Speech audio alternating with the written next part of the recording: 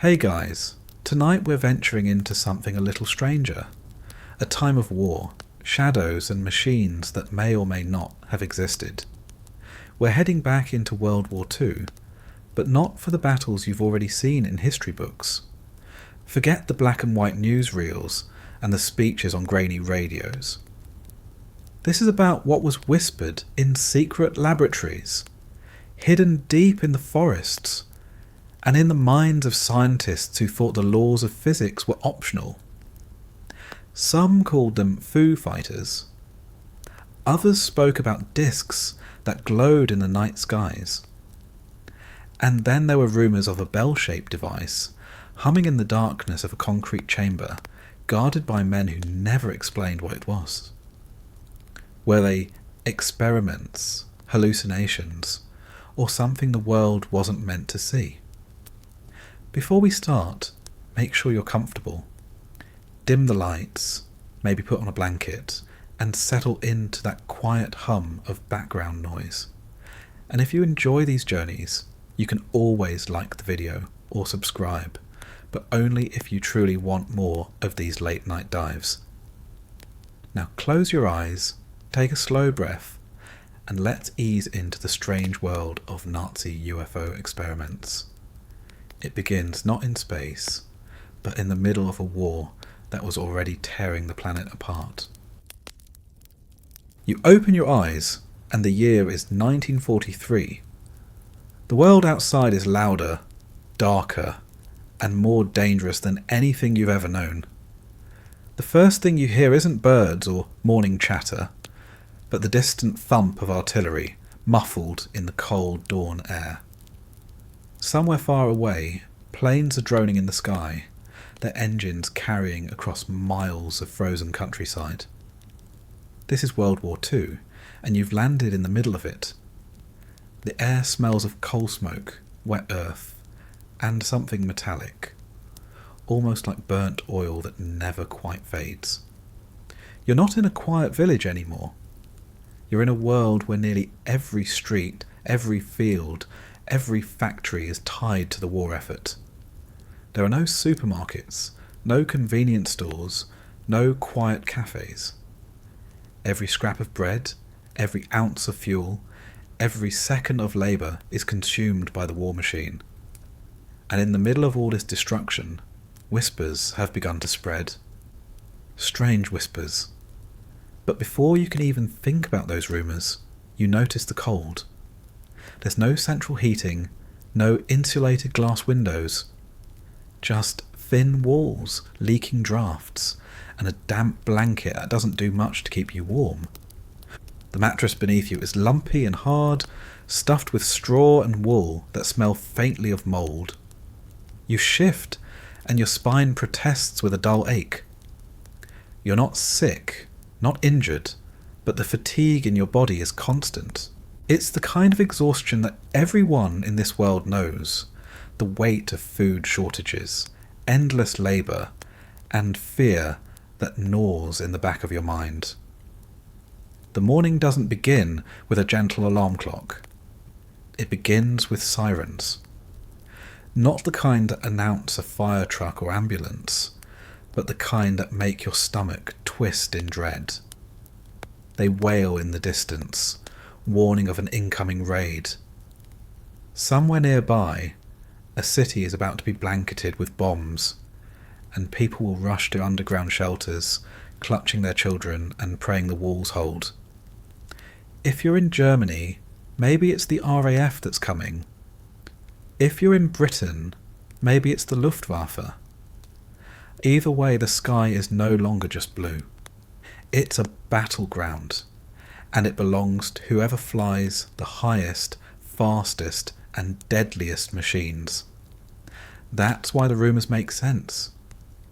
When people are staring at the skies every night, searching for searchlights and bomber formations, it's not surprising that they start seeing things they can't explain. Bright lights that dart faster than any known aircraft. Glowing orbs that follow fighter planes. Silent discs hovering in the dark. Pilots from both sides of the war begin to talk about them. sometimes in hushed voices over drinks, sometimes in formal reports that no one knows how to classify. They give them a nickname, Foo Fighters. Nobody knows what they are, and nobody can shoot them down. You crawl out of bed, your breath fogging in the morning air. There's no warm shower waiting for you, no steaming coffee, just a wash basin with icy water, if you're lucky, and maybe a chunk of stale bread to chew while you get dressed. Clothes are scarce. Wool uniforms itch constantly. Shoes are worn thin, and gloves, if you have them, are full of holes. Every layer you put on is stiff and patched, already carrying the smell of smoke and sweat. The world outside is bleak. Streets are half empty. Buildings are scarred from raids, and soldiers march through towns with hollow eyes. Posters shout slogans about duty, sacrifice and victory, plastered over crumbling walls. People line up for rations, waiting quietly, bowls in hand, hoping there's still something left when their turn comes. But beneath the monotony of shortages and the grind of survival, the rumours grow louder. You hear them in bars, whispered in factories, muttered in barracks. They say the Germans are working on machines that aren't planes or rockets, but something entirely different. Something that doesn't belong in this world. At night, the skies feel alive. You stand in the dark, looking up, and the horizon glows faintly orange from fires burning in distant cities. The searchlights sweep back and forth, combing the air for bombers. Then, just as your eyes adjust, you catch a flicker of movement. Not the heavy silhouette of a bomber, not the sharp outline of a fighter, but something circular, glowing, darting too quickly to be explained. It moves in silence, no engine noise, no contrail, nothing that belongs to the machines you know. For a moment you wonder if it's just your eyes playing tricks on you, but then another man nearby sees it too. He swears under his breath. No one says it out loud, but everyone is thinking the same thing. What if the war has moved beyond human machines? Day by day, the rumours weave into daily life. Some say it's secret Allied technology, strange prototypes being tested in the chaos of war. Others insist it's the Germans, experimenting with discs and bells in hidden facilities. And then there are those who whisper about something stranger still, about knowledge not of this earth, about scientists who claim to have tapped into forces no one fully understands. The war itself doesn't slow down. Factories churn day and night, workers collapse from exhaustion, and soldiers die in fields of mud and snow.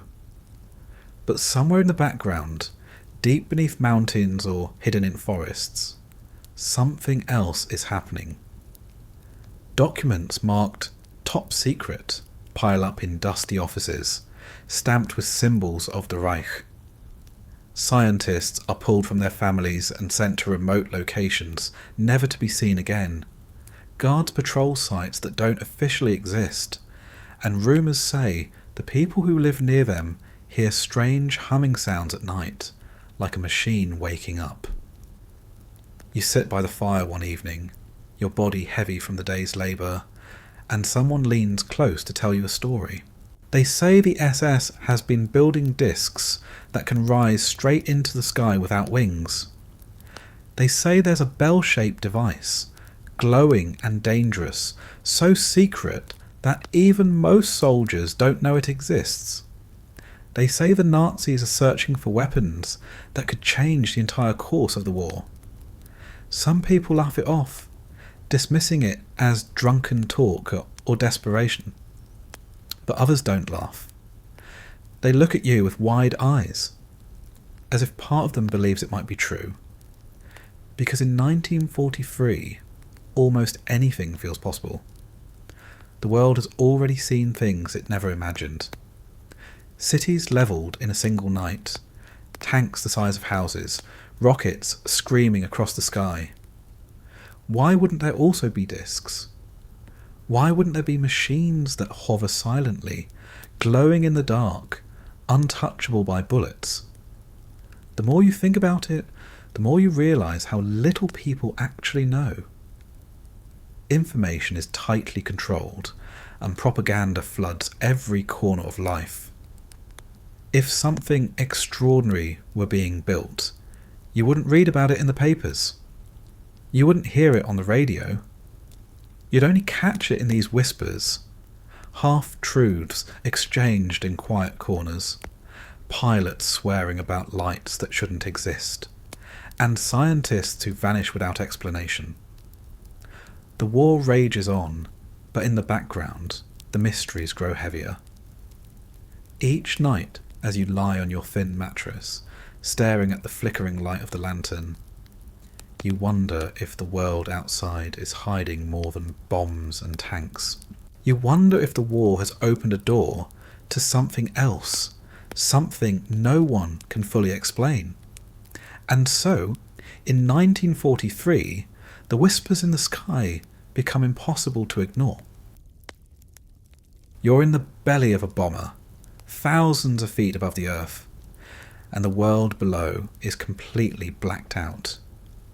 No streetlights, no glowing windows, just a void of countryside, hidden under clouds and shadows. The engines rumble around you, shaking the thin walls of the aircraft, the smell of fuel and oil seeping into your clothes.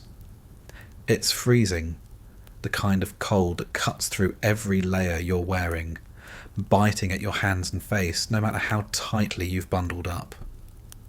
The steady drone of the propellers should be reassuring, but tonight it feels like a countdown, a reminder of how fragile you are in this dark sky.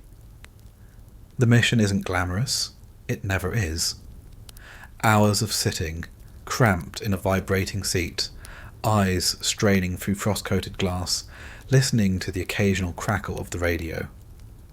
You're always tired, always hungry, always wishing you were anywhere else. Each trip into enemy territory is a gamble.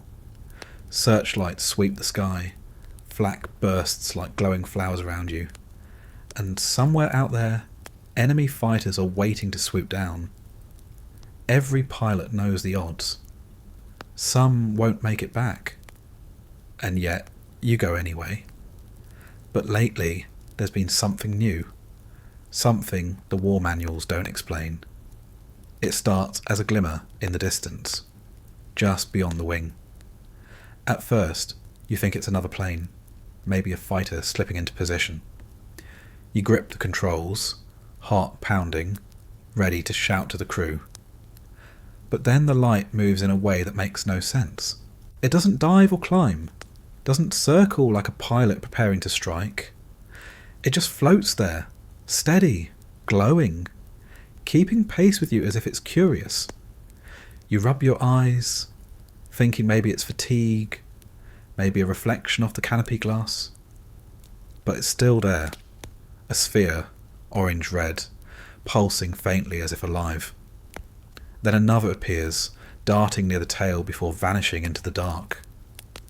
You try to shake it off, banking slightly, but the light follows smoothly, ignoring the laws of aerodynamics, ignoring gravity, ignoring everything you've been taught about flight. It's just there, impossibly fast and impossibly calm. You're not the only one seeing it. Other crews talk about them too. They whisper in the barracks, in the mess hall, in smoky corners of the airfields. At first, nobody wants to admit it.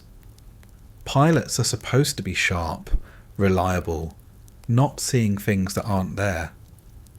But when too many men describe the same thing, the stories can't be brushed aside. They call them foo fighters. Not aircraft, not flares, not stars, something else. Reports begin piling up. Some say they glow like fireballs, darting in and out of formation, weaving through bomber groups with playful precision. Others say they're metallic, discs reflecting moonlight as they hover just out of reach. A few insist they tried shooting at them, unloading bursts of machine gun fire, but the bullets passed straight through, as if there was nothing solid there at all. And yet, the lights didn't vanish. They just floated silently, untouchable, before zipping away at impossible speed. Commanders don't know what to do with the reports. They don't fit into neat categories. They're not enemy fighters, not rockets, not anything that makes sense. Some dismiss them as hallucinations brought on by exhaustion, or tricks of light in the upper atmosphere.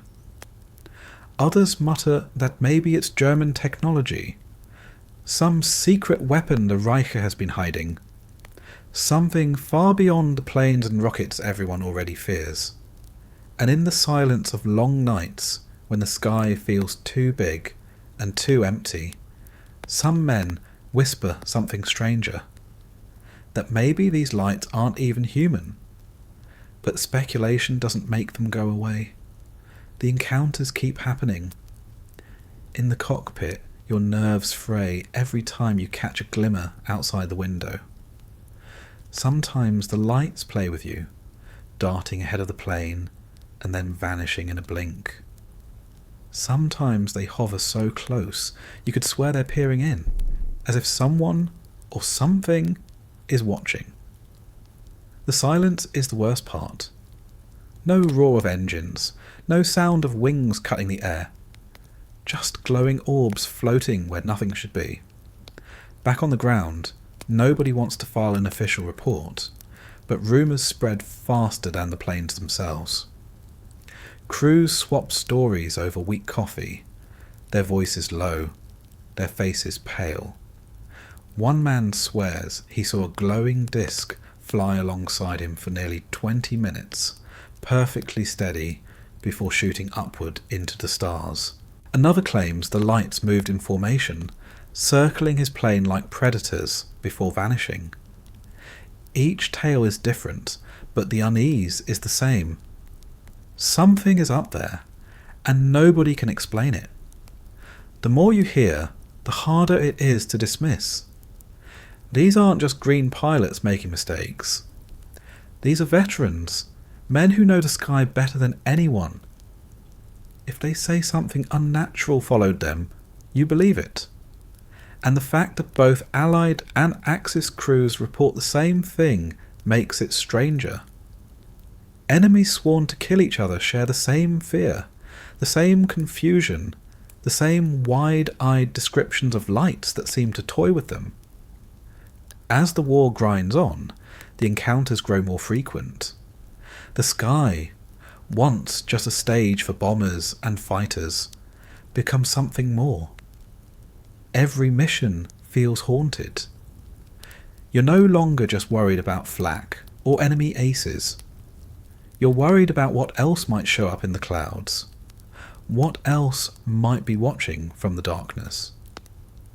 You start scanning the horizon differently, not just for aircraft, but for flickers of light that don't belong. When the missions are over and you're back on solid ground, the war doesn't stop gnawing at you. You lie in your bunk, staring at the ceiling, hearing the echo of engines in your ears, remembering the way that orange glow hovered just outside your window. Sleep doesn't come easily. Even in silence, you feel like something is still out there, waiting. And yet, despite the fear, despite the confusion, there's a strange fascination too. Pilots are men of machines, obsessed with speed, altitude, and performance. And here, in the middle of the deadliest war in human history, they've stumbled across something that defies every rule. They hate it, they fear it, but they can't look away. The Foo Fighters don't end battles, don't drop bombs, don't fire weapons. They just appear, watching, drifting, glowing in the dark skies of a world tearing itself apart. Nobody knows what they want, if they want anything at all.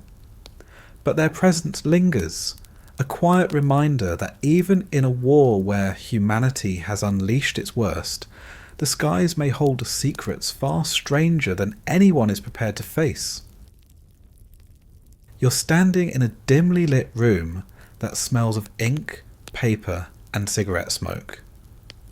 The air is thick, heavy with the kind of silence that comes when people are working on things they're not supposed to talk about.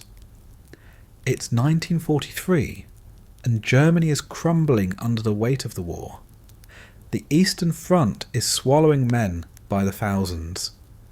Allied bombers are turning cities into rubble, and the promise of quick victory is long gone.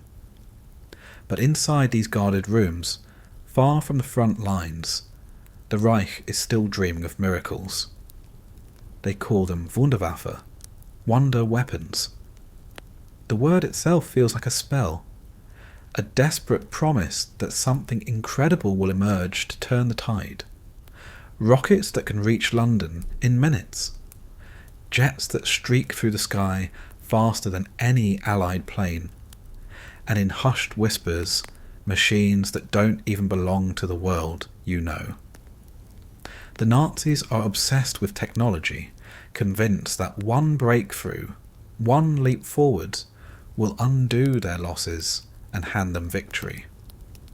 The scientists working on these projects don't live normal lives. They're pulled from universities, laboratories, and even foreign countries, given no choice but to serve.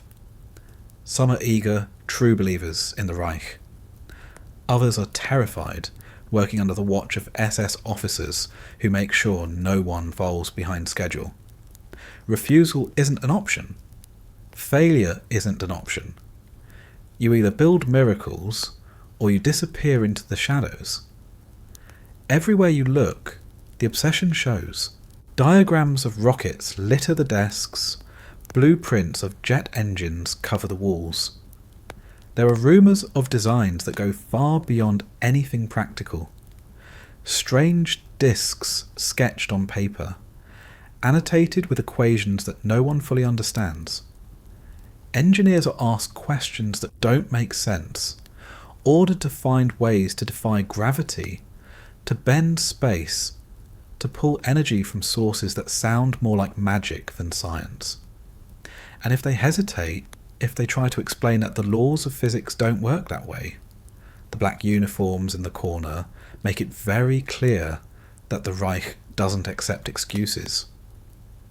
You hear stories about scientists being dragged into secluded facilities in the mountains, deep underground, or into forests where entire complexes are hidden from view. Some never return. Others come back pale, shaken, unwilling to speak about what they saw. The SS isn't just running a war. They're running something stranger. Something that blends science with obsession, and obsession with madness. It's not just about rockets and jets anymore. It's about reaching for something else entirely. There are rumours of secret societies, of occult circles whispering about ancient powers.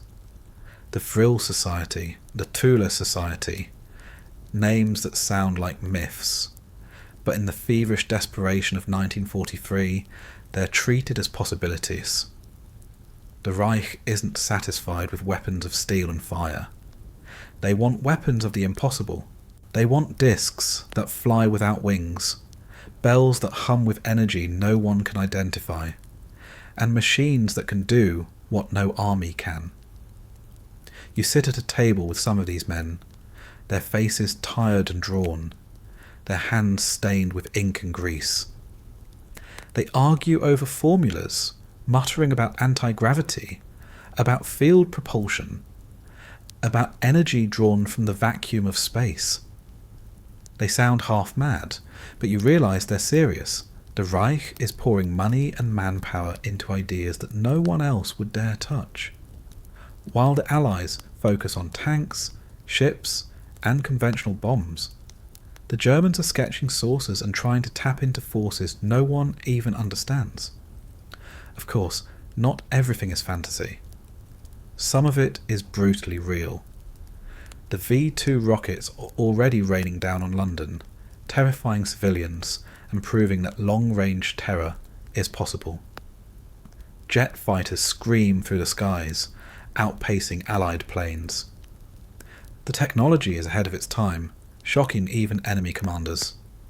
And yet, it isn't enough. The war is slipping away, and desperation breeds stranger dreams. That's why the Reich pushes deeper into the unknown. If rockets aren't enough, maybe discs will be. If jets can't save them, maybe anti-gravity will. The atmosphere in these secret programs is suffocating. Engineers work by dim lamps, exhausted, hungry, but terrified of stopping. SS officers pace behind them, boots clicking on the concrete floor, watching, judging, making notes. You can feel the paranoia in the air. Everyone suspects everyone else. Is your colleague sabotaging the work? Is he secretly sending information to the Allies? Will one wrong calculation get you denounced, dragged away in the middle of the night? Nobody knows. All they know is that they must keep working, even if what they're building doesn't make sense, even if it feels like chasing ghosts.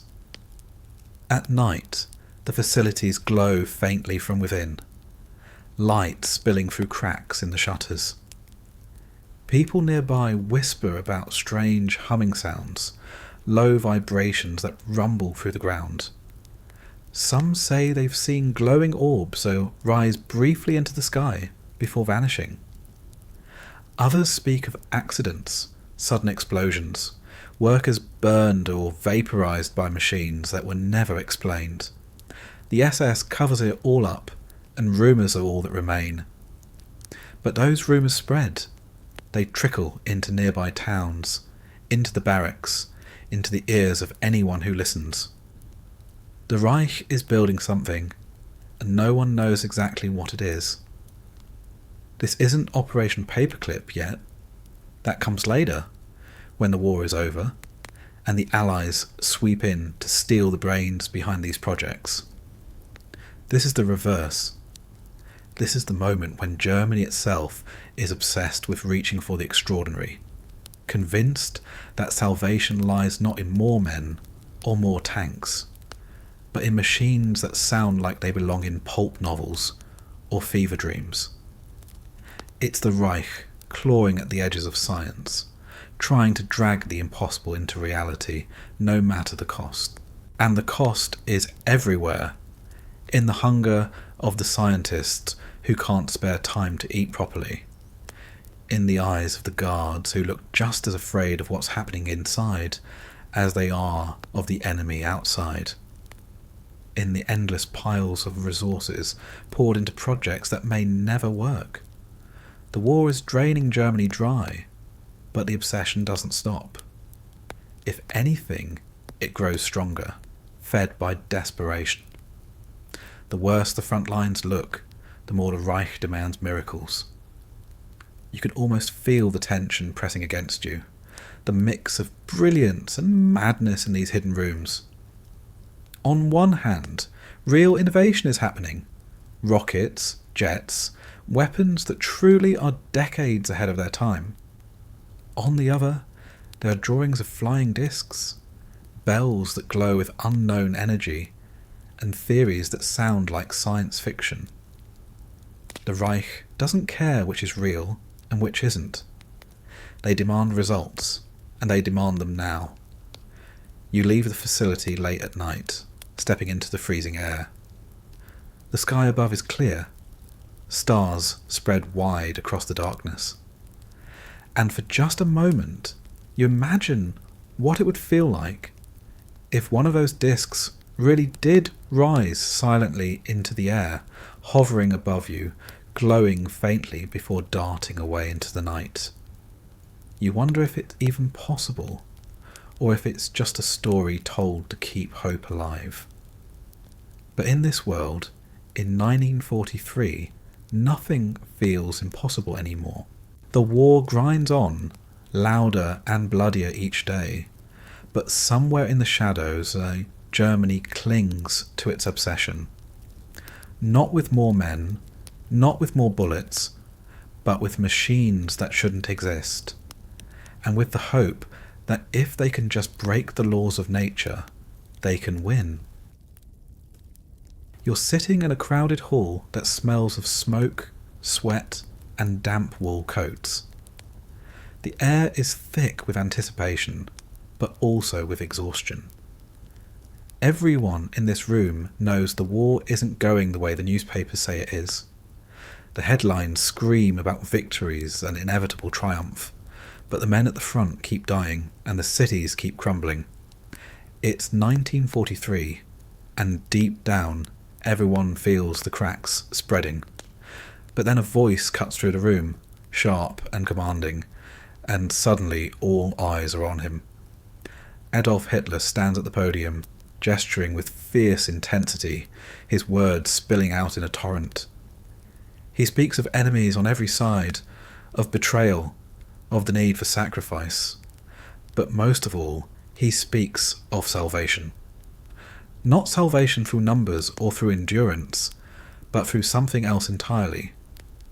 He promises that Germany is on the cusp of unveiling weapons so advanced, so powerful, that they will wipe away every enemy advantage. He calls them Wunderwaffe, wonder weapons, machines of the future that will turn defeat into victory, despair into triumph. The crowd listens, weary faces lighting up with something like hope. They've heard about rockets streaking across the sky, about jet planes faster than anything the Allies can build, about submarines that can travel undetected across oceans. The idea is intoxicating. A single miracle weapon, just one, could change everything. Why worry about endless Soviet tanks or endless American bombers if Germany holds the secret to unstoppable machines? It feels like a lifeline, and in a war where lifelines are vanishing, people cling to it. But while the speeches are grand, the reality is different. Behind the propaganda posters and newsreels, the push for wonder weapons is messy, chaotic, and brutal. Hitler demands miracles, but miracles don't come easy. Engineers are forced to stretch the limits of technology, working under constant pressure, racing against time that keeps running out. The Reich is burning resources faster than it can replace them, yet vast sums are poured into experimental projects that may never work. In factories, ordinary workers hear whispers of these weapons. Men assembling fuselages in cold hangars talk about a rocket that can reach England in minutes. Women piecing together circuits in cramped workshops mutter about discs and devices they've never seen, but keep hearing about. Children are taught in school that Germany is building machines so advanced that no enemy will stand against them. The dream of Wunderwaffe seeps into every corner of daily life, a quiet promise that suffering won't last forever, that some machine, somewhere, will save them. Meanwhile, deep in bunkers and hidden laboratories, the work is relentless. Scientists scribble equations on blackboards until their hands cramp. Engineers test engines that explode more often than they run. Men in black uniforms stand silently in the corners, watching, making sure no one dares suggest that the dream is impossible. To say it can't be done is to risk being labelled defeatist.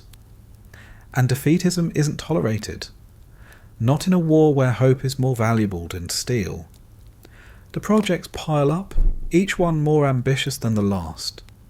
There are rockets like the V2, massive machines that rise into the stratosphere before plunging down on distant cities. There are jet fighters like the Me-262, sleek and fast, promising to dominate the skies if only they can be built quickly enough. There are submarines designed to prowl the oceans for weeks without surfacing, invisible to Allied patrols. And then there are the stranger rumours, the ones whispered in low voices after hours. Rumours of flying discs, of energy weapons, of machines that bend the rules of physics. None of it appears in official reports, but everyone has heard something. And in wartime, rumour carries its own weight. You walk through a German city and see posters plastered on crumbling walls. They show sleek silhouettes of futuristic planes, bold slogans declaring that victory is certain, that Germany holds the key to weapons no one else can match. The posters are colourful, dramatic, but they can't hide the rubble of bombed-out streets beneath them. People line up for bread rations under those posters, hungry and cold, staring at the images and wondering when those miracle machines will finally appear.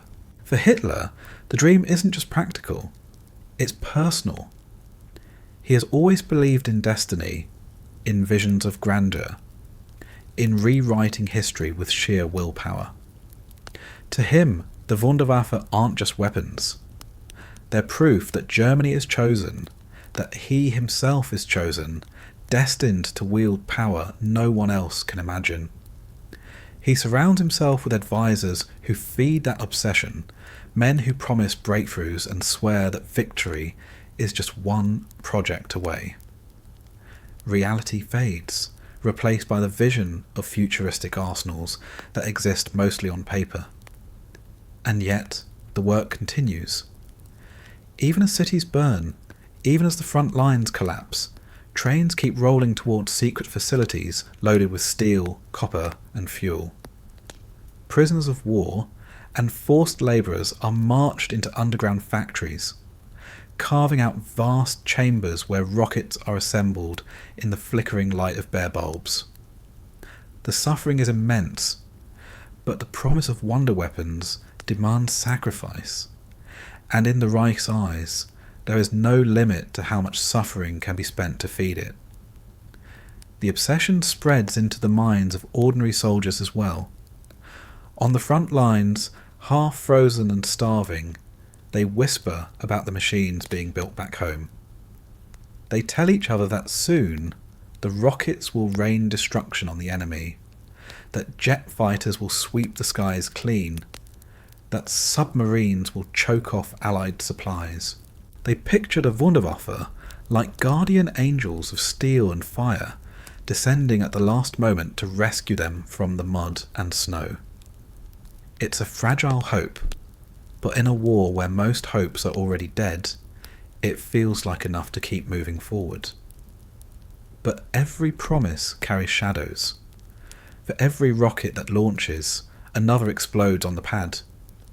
For every jet that takes off, another crashes in testing. For every blueprint that dazzles, there's another that makes no sense, demanding resources that don't exist and time that's already gone. The dream of Wunderwaffe is as much illusion as it is reality, a shifting balance between genuine innovation and desperate propaganda.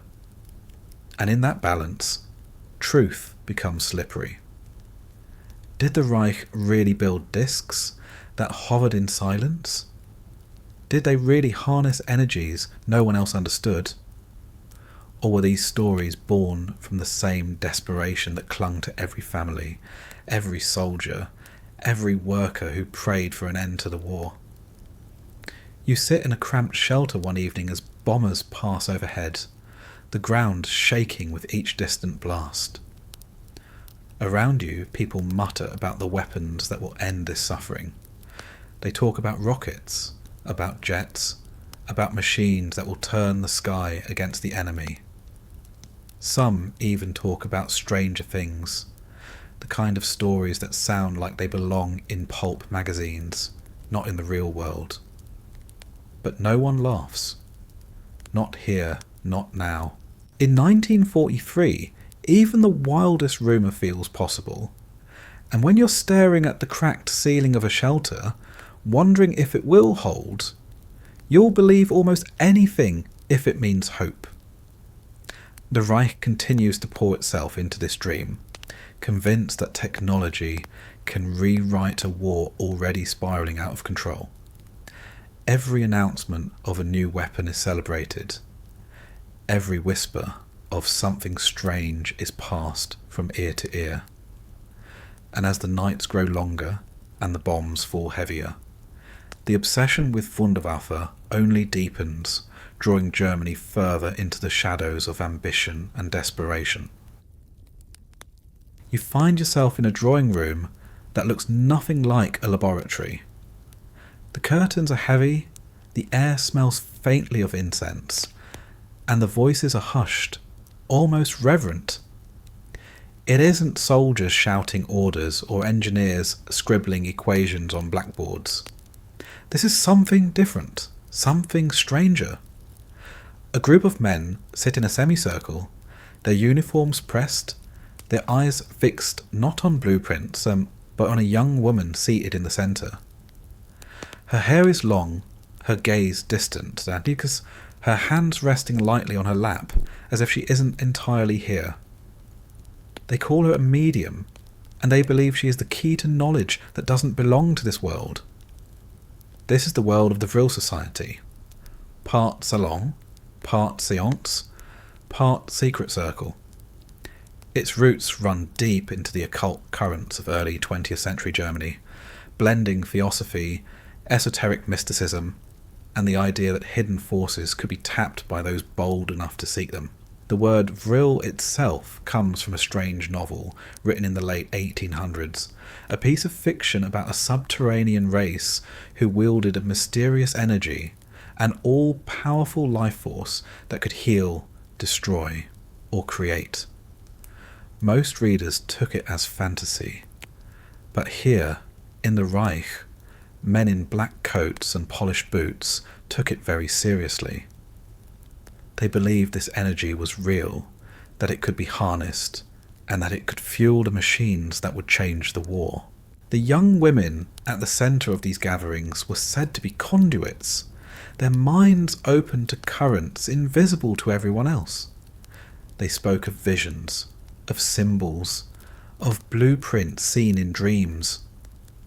Some whispered that they were receiving transmissions from somewhere beyond the earth, perhaps from a lost civilization, perhaps from distant stars. Their words were scribbled down, their drawings preserved, their voices taken with a gravity that would have seemed absurd anywhere else.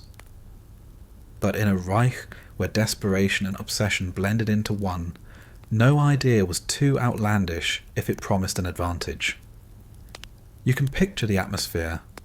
The lamps dim, the men leaning forward, listening intently as the medium speaks in a low, steady tone. She describes shapes that sound like discs, machines that spin and hum, energy fields that lift them into the air without wings or engines. Her eyes remain unfocused, her voice unshaken. To the officers in the room, it feels like revelation, like prophecy. They don't laugh, they don't dismiss it. They nod, they make notes, they whisper to one another that perhaps this is the breakthrough they need. Outside these rooms, the war is grinding on, merciless and unrelenting. Soldiers freeze in the east, bombs fall on cities in the west. Food grows scarcer by the day. But inside, in these secret gatherings, there is talk not of shortages or defeats, but of hidden energies and cosmic forces. The Vril Society represents the other face of the Reich's obsession, not the cold steel of factories, but the feverish dream of unlocking powers beyond science. The women who serve as mediums become almost mythic figures in these circles. They're described as radiant, mysterious, untouchable. Some accounts speak of one in particular, Maria Orsich, her long hair falling down to her waist. Her gaze said to hold visions of the future. She supposedly sketched diagrams of machines no one had ever seen before, devices that looked more like saucers than planes, annotated with symbols she claimed came from somewhere else entirely. Whether any of it was real or imagined, the men around her treated it with the seriousness of Holy Scripture. You imagine the contradictions.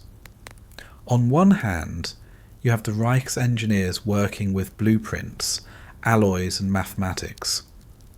On the other, you have officers listening to seances, treating trance-scribbled sketches as if they were technical manuals.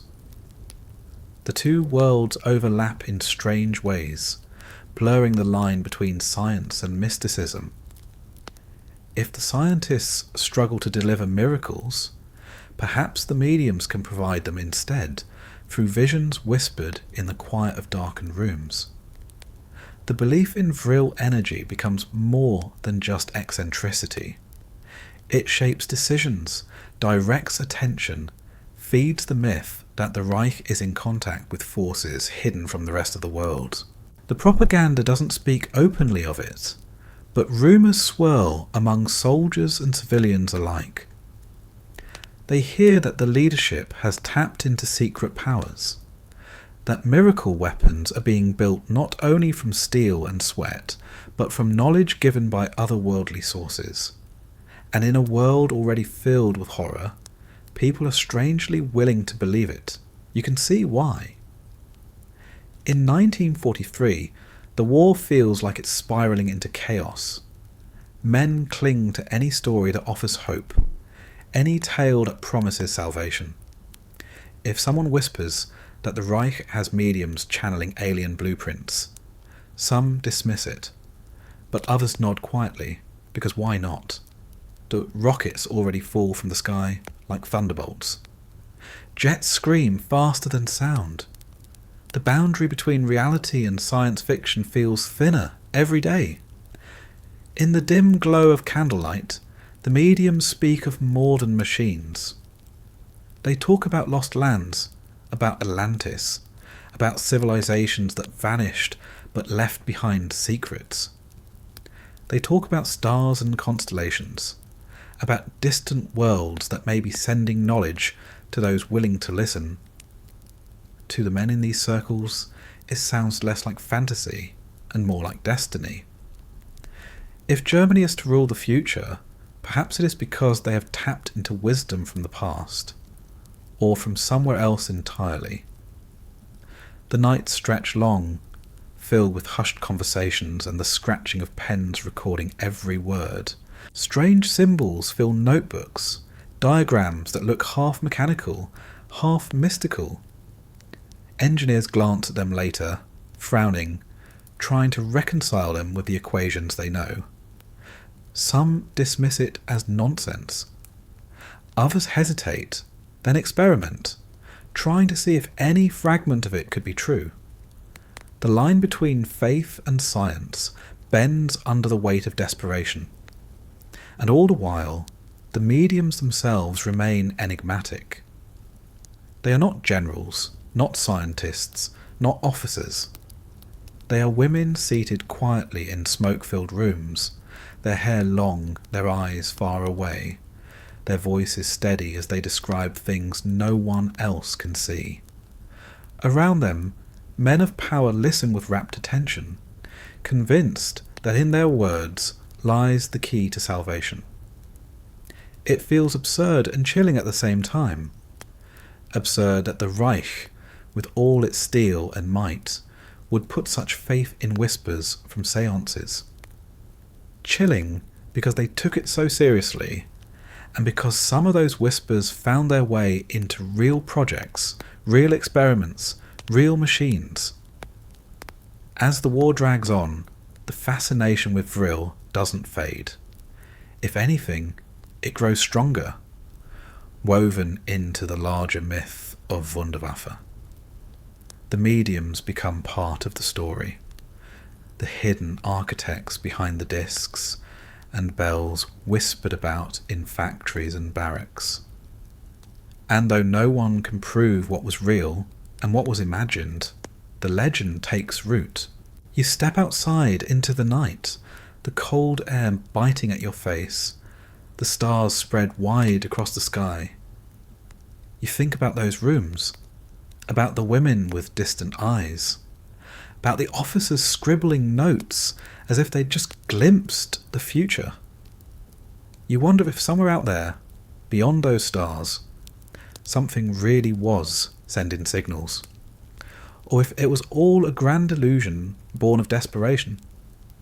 But in this world, where rockets already fall like meteors and rumours of discs dance in the night skies, even the strangest possibilities don't feel impossible anymore. You find yourself walking along a narrow road that snakes into the Black Forest, and the first thing you notice is the silence. The war has filled your ears for so long with sirens, engines and explosions that the stillness here feels unnatural. The trees are dense, their branches pressing close together like a wall of green and shadow, and the light struggles to push through. Even in daylight, it feels dim, as though the forest has decided the sun is no longer welcome. The air is thick with a scent of pine and damp soil, a sharp contrast to the stench of bombed-out cities and burning fuel.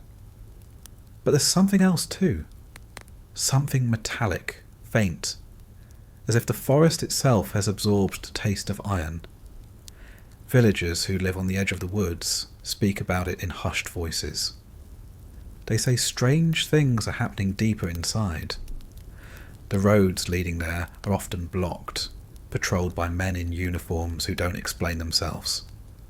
Locals are told to stay away, and they do, because no one argues with the men who carry rifles and wear the skull insignia of the SS. At night, they say, the forest glows. Not the gentle flicker of lanterns or campfires, but sudden bursts of light that flash between the trees, white or blue, vanishing as quickly as they appear. Some claim to hear a low humming sound that vibrates through the ground, unsettling animals and making windows rattle in nearby cottages. Others swear they've seen discs rise above the tree line before darting into the sky, silent and impossibly fast. Most people don't talk about it openly, but everyone has heard the stories. The Black Forest is hiding something, and it isn't just wolves or smugglers. You walk further, your boots crunching on frozen soil, the path narrowing as it winds deeper into the woods. The branches overhead form a canopy that shuts out most of the sky. Every so often, you pass a guard post, a simple wooden shack with two soldiers standing stiffly outside. They don't greet you, don't smile, don't even really look at you. They just watch, their rifles resting casually but not idly. Behind them, the forest seems to swallow whole sections of road, as if warning you that the further you go, the less you should expect to understand. Somewhere beyond those checkpoints are the facilities that only exist in whispers. People say entire factories have been built underground, hidden beneath the roots of the pines. Tunnels stretch for miles, carved out by forced labourers who are never seen again. Concrete chambers echo with the sound of engines and machinery, testing things no one dares describe. The locals see trucks rolling through at night, heavy tarps covering whatever they carry, always escorted by guards. No one asks what's inside. Asking questions is dangerous in this world. Rumours grow wilder the deeper they spread. Some say the Black Forest hides workshops for rockets, prototypes so advanced they look like something out of a dream. Others insist the real secret isn't rockets at all, but discs, machines shaped like saucers that can hover silently and dart away faster than any jet. A few whisper about a bell-shaped device, strange and glowing, guarded so heavily that even most soldiers never catch a glimpse. The stories sound unbelievable, but in a war where rockets already scream across the sky, and cities are flattened overnight, who can say what's truly impossible? The villagers notice changes in the forest itself. Paths they once used for hunting or gathering wood are suddenly blocked off. Mines sealed, clearings fenced. Entire sections vanish behind barbed wire, and signs warn that trespassers will be shot. People keep their distance, but even from the edge they feel the unease. The hum in the ground, the flashes of light, the strange way birds fall silent at certain hours. Some mutter that the forest is cursed, that the Nazis are digging into things man was not meant to touch. Others, more practical, just shrug and say the Reich is building another weapon, but no one can shake the feeling that this forest has changed, that something unnatural has taken root among the trees. You imagine the workers brought here, forced into tunnels carved beneath the soil. They labour in darkness, their sweat dripping onto stone floors, their ears filled with the echo of drills and engines. They don't know what they're building, only that the parts are strange, unlike anything they have seen before. They assemble discs of metal that don't resemble planes, coils and rings that hum when connected, chambers that glow faintly when powered. Guards shout at them to keep moving, to keep building, and when someone falters, the punishment is immediate. The forest swallows their cries, and the work continues. From above, the Black Forest looks untouched, a vast sea of green stretching over the hills. But beneath the canopy, something else is alive. Hidden bases, humming machines, secret projects that only a handful of men truly understand. The villagers on the edge of the woods don't need proof. They've seen enough. They talk of strange accidents, of entire convoys disappearing into the trees and never returning, of workers who are marched in but never march out. And at night, when the forest hums and glows, they pull their curtains tight and pretend they saw nothing at all. The war outside rages on, but here, inside the Black Forest, another war is being fought. A war for knowledge, for technology, for something that might change the world if it can ever be completed. The soldiers at the checkpoints don't explain. The officers in black uniforms don't answer questions, and the villagers don't dare approach. All that remains are the rumours. Rumours of a secret base where the impossible is being built in silence, hidden by the oldest trees in Germany. You sit at a wooden table in a dimly lit room, and someone slides a folder toward you. The paper is yellowed, the ink smudged, but as you flip it open, your eyes widen. What you see doesn't look like a plane. It doesn't look like a rocket either. It looks like something pulled from a dream, or maybe a pulp magazine. A disc, perfectly round, with strange notations scribbled around its edges. The title at the top reads, Haunebu. The diagrams don't belong to the world you know. Planes have wings, tails, propellers, or at least engines you can recognise. Rockets are long, sharp, built for thrust and speed, but this looks more like a saucer, a flattened dome with a ring around its base, annotated with words like Magnetfeld Antrieb, magnetic field drive. The more you study it, the more it unsettles you. Whoever drew this wasn't sketching idly. The lines are precise, the angles measured. It looks like a technical drawing, not a fantasy. Around you, the room is filled with murmurs. Men in uniforms lean over the table, pointing at different sections, whispering about lift, propulsion, and stability. They're not laughing, they're not scoffing. They're treating this as if it were real, as if these machines could actually fly. And the more they whisper, the more you realise that this isn't just idle imagination. It's a plan, or at least the dream of one. You imagine the engineers tasked with making sense of it. They stare at these diagrams under the harsh glow of lamps, rubbing their temples, trying to reconcile the impossible with the practical. How do you build a disc that lifts itself without wings? How do you explain a drive system powered by fields no one has ever harnessed? Some of them probably roll their eyes, dismissing it as nonsense. But others, caught between ambition and fear, start experimenting. They build models, crude at first, spinning rings of metal, testing coils and magnets in secret workshops. When something hums or sparks, they lean closer, convincing themselves they're on the edge of a breakthrough. The name Haunebu begins to circulate quietly, always in low voices, always away from prying ears.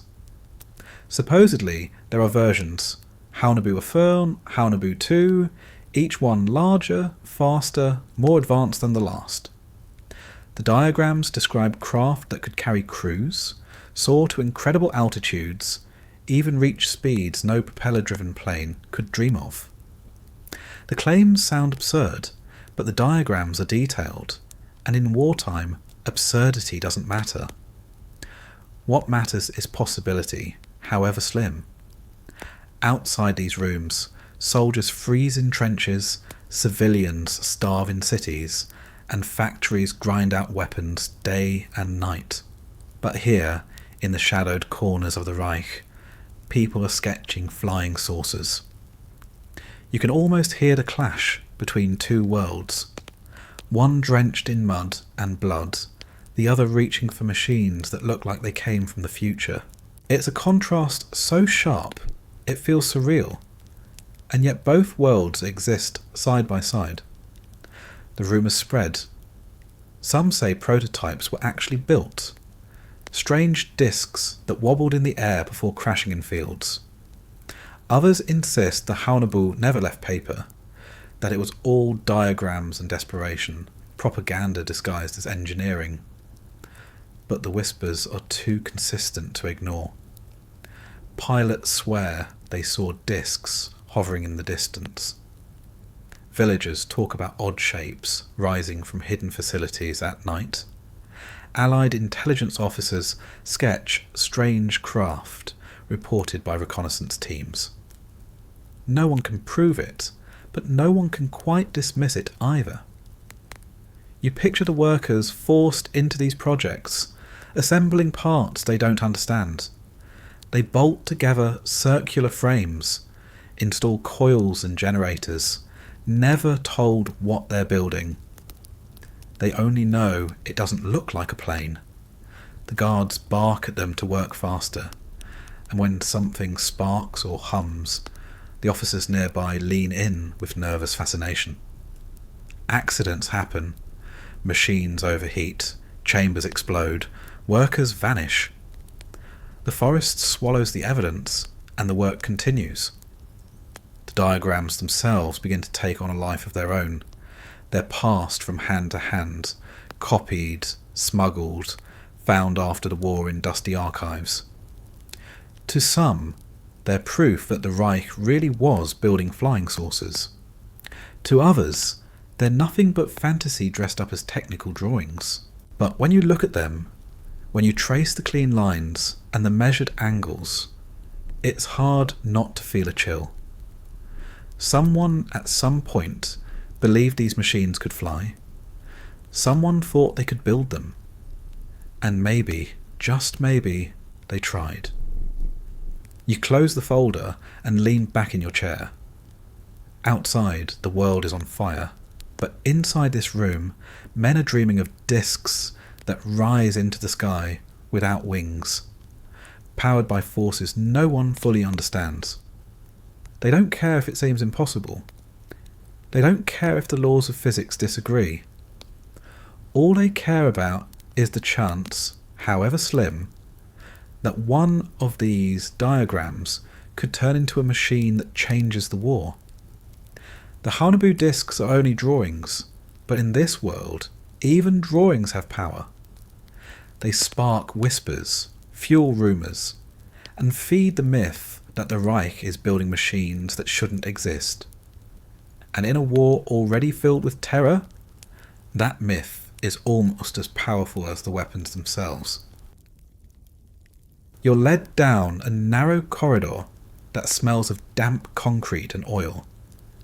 The air grows colder the deeper you go, your footsteps echoing against the walls. Guards in black uniforms march silently beside you, their expressions stiff, their rifles glinting under the dim lights. You descend stair after stair until it feels like you've left the world above entirely. By the time the corridor opens into a large chamber, your ears are already filled with a faint hum, low and steady, like a machine breathing in its sleep. In the centre of the room stands something you've never seen before. It's massive, taller than a man, shaped like a bell turned upside down, its surface covered in panels, seams and strange markings.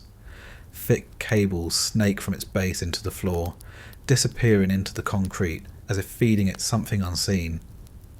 The air around it feels heavy, as if charged with static. Every hair on your arm stands upright. You've seen planes, rockets, tanks, but this isn't any of those. This isn't anything you can name. They call it Die Glock, the bell. No one outside these walls knows what it is. Even most of the men inside don't understand it. Engineers work quietly around its base, tightening bolts, checking gauges, recording measurements. Their faces are pale, their eyes tired, their movements precise. They don't talk unless they have to. Standing too close to the machine makes them uneasy. Some say it isn't just a machine. Some say it does things no machine should be able to do. You're told the bell is an energy experiment. That's all anyone will admit out loud. It hums when activated, and sometimes it glows faintly, a bluish-purple light that seeps through the seams. When it runs, the air feels wrong, as though space itself is bending in ways your body can't quite process. Men who have worked near it too long complain of dizziness, headaches, nosebleeds. Some collapse and are carried out, never to be seen again. The guards whisper that a few simply withered, their bodies drained of life in ways no doctor could explain. The chamber smells of ozone and scorched metal. You hear stories from the workers, of plants brought near the machine that turned to black sludge within hours, of animals tested in its proximity that died in grotesque ways, their cells shredded from the inside. The officers don't speak of these things, but the men do quietly when they're sure no one is listening. The bell doesn't just hum, it kills. Yet the work continues. The Reich demands results, and failure is not an option. Scientists scribble notes furiously, trying to explain what they see, but the language of physics doesn't quite fit. Some mutter about torsion fields, others about anti-gravity, others about tapping into forces hidden in the very fabric of the universe. None of it sounds certain. None of it sounds safe, but the bell keeps running, experiment after experiment, as if the men in charge believe that one day it will open a door to something no one else can reach. You stand at the edge of the chamber one night as the machine powers up. The hum deepens into a vibration you feel in your bones. The lights flicker. The air tastes metallic, sharp on your tongue. The bell begins to glow, faint at first, then brighter, a purple haze seeping out like smoke. The engineers step back, shielding their eyes. One of them is trembling, his hands gripping his clipboard so tightly his knuckles whiten. The guards watch, silent, uneasy despite their discipline. For a moment, it feels like the entire chamber is tilting. though your feet are steady on the floor. The machine groans, and then the hum cuts off abruptly. The light vanishes. The silence that follows is heavier than the sound. Afterward, no one speaks. The engineers jot down numbers with shaking hands. A medic rushes in to check one of the men who collapsed, his skin clammy, his eyes unfocused. The guards shift uneasily but say nothing. The officer in charge only nods coldly and orders another test for tomorrow. Whatever the bell is doing, it isn't enough yet. They want more. Rumours spread among the workers. Some say the bell is an attempt to build a new kind of propulsion, a drive system that will lift discs into the sky. Others claim it's an energy weapon, a machine that can fry everything within miles. A few whisper something stranger, that it isn't meant to fly or fight at all, but to tear a hole in reality itself.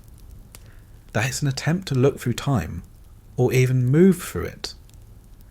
The stories sound impossible, but in these tunnels, surrounded by guards and shadows, nothing feels truly impossible anymore. Outside, the villagers on the edge of the forest see strange lights glowing faintly above the tree line at night. They hear low rumbles that shake the ground, like distant thunder with no storm. They notice convoys of trucks, bringing in crates covered with tarps, escorted by black uniformed men who don't answer questions.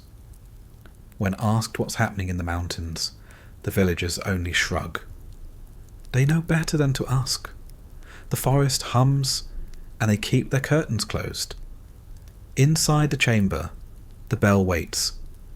Each test brings new dangers, new accidents, new whispers of things bare left unspoken. Yet the work never stops. The Reich has tied its hope to this machine, convinced it holds the key to salvation. Whether it does or not, no one knows. All anyone knows is that the bell defies explanation, and the men who stand too close to it don't always walk away. You walk across a clearing in the Polish countryside, and the first thing you notice is the silence. The war ended years ago, but the land still feels haunted. The grass grows unevenly, patches of bare earth interrupting the green. Birds circle overhead, but rarely land near the centre.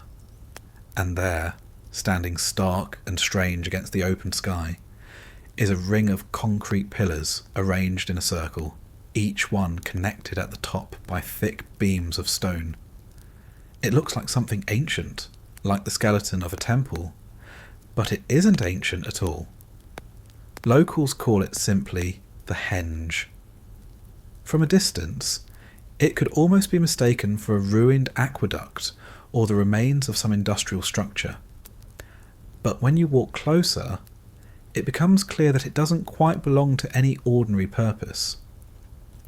The pillars are arranged with uncanny precision, each spaced evenly, forming a circle large enough to hold something massive inside it.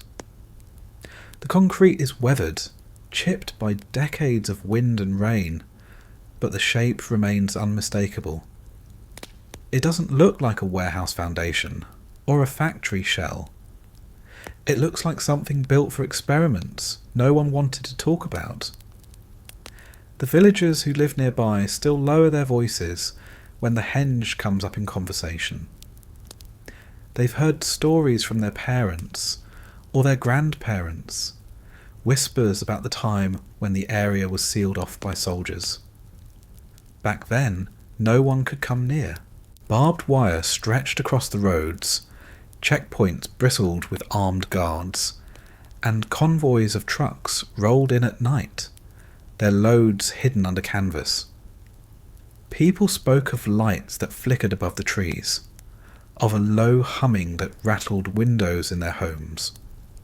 Sometimes the ground trembled faintly, like distant thunder, and then, as suddenly as it appeared, the operation ended, leaving behind nothing but the strange ring of concrete.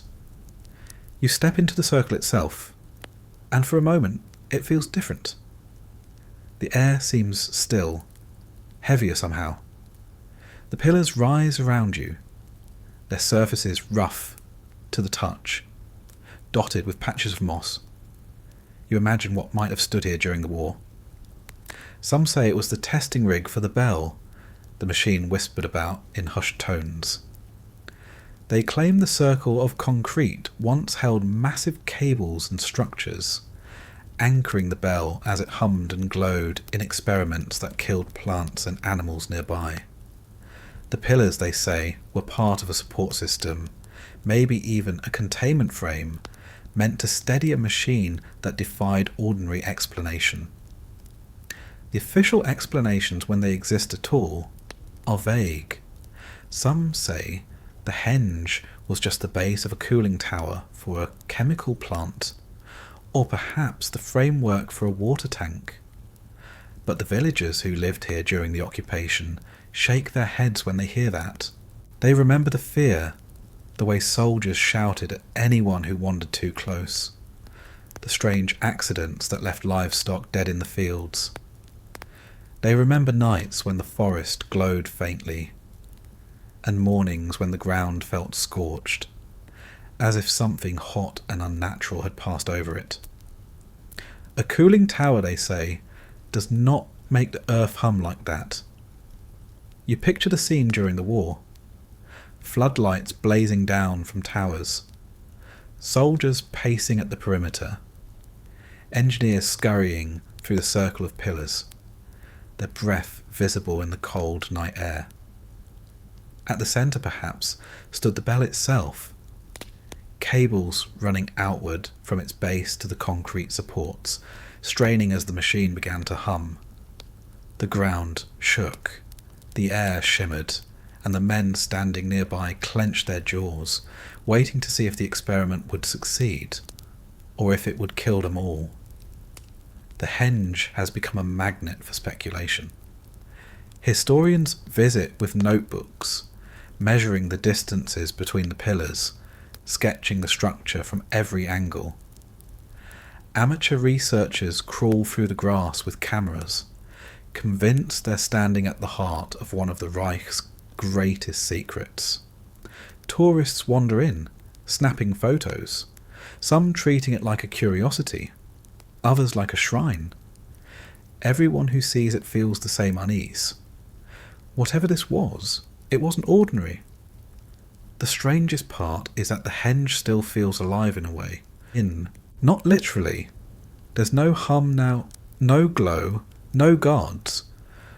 But the shape of it, the precision, the permanence of those pillars, makes it impossible to dismiss. It's a physical reminder that something unusual happened here. Not just a rumour, not just a drawing in a folder, but something heavy, industrial, concrete. Something real enough to leave scars in the earth. You linger inside the circle, running your hand along the rough surface of one of the pillars. The moss is damp, the concrete cold. You try to imagine the sound of the bell humming here, the purple glow seeping into the night sky, the terror of the men forced to stand nearby. You think about how many lives were consumed in pursuit of this project, how many workers vanished into the tunnels, how many engineers were silenced when they asked too many questions. The henge doesn't tell you those stories directly, but it hints at them. Each pillar a silent witness to something no one was meant to see. The locals avoid the site at night. They say the animals still won't go near it, that birds circle overhead, but don't roost on the beams, that dogs whine and pull away when brought close. Some claim the ground inside the circle feels warmer in winter, as if it remembers the heat of experiments long gone. Others swear they have seen faint lights flicker between the pillars, though there's nothing there to cause them. Whether it's imagination, fear, or something stranger, the henge refuses to fade quietly into the past. For the Reich, Whatever happened here was only a fragment of a much larger obsession. But for the villagers, for the workers, for anyone who stood too close, it became a memory that never left. The war moved on, the soldiers retreated, the world rebuilt itself. But the henge stayed, concrete and silent, its purpose never fully explained. You step out of the circle and glance back one more time. The pillars loom in the fading light, stark against the sky. They don't answer questions, but they don't let you forget them either. The war left scars everywhere, but here in Poland, it left one shaped like a ring of concrete, a mystery standing quietly among the grass, daring anyone to explain it. You sit in the cockpit of a bomber, your breath fogging against the cold glass, the roar of the engines vibrating through your bones. It's the middle of the night, the world below swallowed in darkness, broken only by the faint glow of towns and fires smouldering far beneath you. The air is sharp and thin at this altitude, the cold biting into your gloved fingers even as you grip the controls. Hours of flight stretch out in front of you. Endless black skies where the only company is the dull hum of machinery and the creak of metal under strain. This is where the strange stories begin. Pilots are supposed to be practical, steady men. They trust their instruments, their training, their eyes. But somewhere over Europe, night after night, too many of them start seeing the same thing. Not enemy fighters, not flak, something else. It begins as a light, faint at first, out near the wingtip. You think it might be another plane, but the shape isn't right. It doesn't have the sharp angles of a fighter, the heavy body of a bomber. It's rounder, smaller, glowing faintly, like a burning coal suspended in the night. You blink, glance again, and it's still there, keeping pace with you, steady and silent. Your first instinct is to call it in, but you hesitate. No one wants to sound like they're losing their mind at 20,000 feet. The longer you stare, the stranger it becomes. The light doesn't move like a plane. It darts suddenly, shifting positions in ways no human pilot could manage, then freezes perfectly still, as though mocking the limitations of everything you know about flight. It doesn't close in to attack, doesn't fire weapons, doesn't even seem to notice you. It just hovers, silent and impossible, until in a blink it vanishes, leaving you nothing but the empty sky. Back on the ground, in smoky barracks and drafty hangars, you hear the same whispers from other crews. Men who swear they saw glowing discs circling their planes, orbs of orange, red, or white light that followed their formations for miles. Some describe metallic objects reflecting moonlight, smooth and featureless, darting away at speeds that left even the fastest fighters behind. Others talk about lights that seem to play with them, weaving in and out of formations as if curious. The stories vary in detail, but the unease in the voices never changes. The officers don't know what to do with these reports. They write them down, stamp them, file them away under headings like unexplained phenomena or Foo Fighters. No one calls them UFOs yet. That term doesn't exist. But the feeling is the same. Something is in the sky that shouldn't be there. And it isn't just the Allies who say so. German pilots mutter the same stories, describing lights that buzzed their cockpits, discs that hovered just out of reach. Both sides of the war are seeing them, and neither side can explain them. You sit in the mess hall one night, a tin cup of weak coffee in your hand, listening as the men around you swap stories. One swears he saw a disc hover just a few yards from his plane, glowing bright enough to cast shadows in the cockpit. Another insists the thing he saw wasn't a ball of light at all, but a solid craft, round and metallic, with no wings or engines. He says he fired at it, watched the tracers arc across the sky, and saw them pass straight through, as if there was nothing there at all. The room falls quiet at that part. No one laughs. No one calls him crazy. They've all seen something by now. On some missions, entire squadrons report the same sighting. Dozens of men describing discs, keeping pace with them, weaving in and out of formation like they were invisible to radar and immune to bullets. Commanders frown at the reports but can't dismiss them entirely. Too many voices, too many consistent details. They call them Foo Fighters, a name borrowed from a comic strip, something light-hearted to cover the unease. But the humour is thin, and no one really laughs. You imagine what it feels like in the cockpit, alone in the cold night sky, when one of those lights appears just beyond the glass. You're exhausted, your body aching from hours of tension, your nerves raw. You know the sky is already filled with enough dangers. Flak bursting like fireworks, fighters swooping out of nowhere. And then this silent disc arrives, glowing faintly, mocking you with its impossible calm. You don't know whether to be terrified or fascinated. You just know it shouldn't exist. The rumours spread faster than official reports. Pilots tell ground crews, who tell other soldiers, who tell the locals in nearby villages. Soon everyone has heard the stories. Some say the lights are secret German weapons, discs powered by engines no one else has. Others insist they're Allied experiments, kept secret even from the men flying alongside them.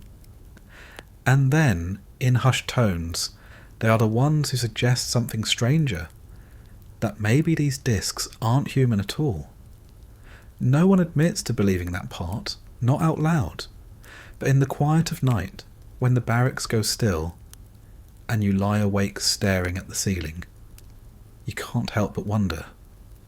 If the war can bring rockets screaming across the sky, can flatten entire cities in minutes, can push technology further in just a few years than it ever has before, then who's to say what else might be out there? And yet the discs never attack. They never drop bombs, never fire guns. They just appear, hover, watch and vanish. As if the war is entertainment and they're only spectators. That makes it worse somehow. If they were weapons, at least you'd understand them, but they aren't. They're something else. Something undefined.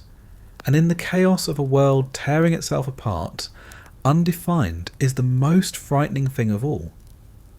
You step outside after one of these late-night conversations, the cold air biting your face, the stars glittering overhead. The sky looks so peaceful, so distant, and yet you know it's alive with danger. Somewhere up there are bombers, fighters, rockets, and maybe, just maybe, the silent discs everyone is whispering about. You tilt your head back, scanning the horizon, half hoping to see nothing, half dreading that you might. Because once you've heard the stories, the sky never feels empty again. You find yourself standing in a drafty lecture hall somewhere in occupied Europe. The windows are covered, the lights dimmed, and a blackboard stretches across the wall. Chalk dust hangs in the air, mingling with the faint smell of tobacco and damp coats. A group of men sit hunched over desks, their uniforms stiff, their eyes fixed on the equations scrawled across the board. Lines of symbols snake down in hurried strokes, diagrams of rings and fields drawn with circles and arrows. At the centre of it all, A physicist with hollow eyes speaks in a low, steady voice about forces no one has ever truly harnessed. The subject isn't flight in the usual sense. Not the thrust of propellers, not the roar of jet engines, not even the explosive power of rockets. What he speaks of is something stranger. The idea that gravity itself can be manipulated, bent, perhaps even cancelled. He uses words like field propulsion and torsion, sketching discs with coils that hum when current passes through them. The officers in the back lean forward, listening intently.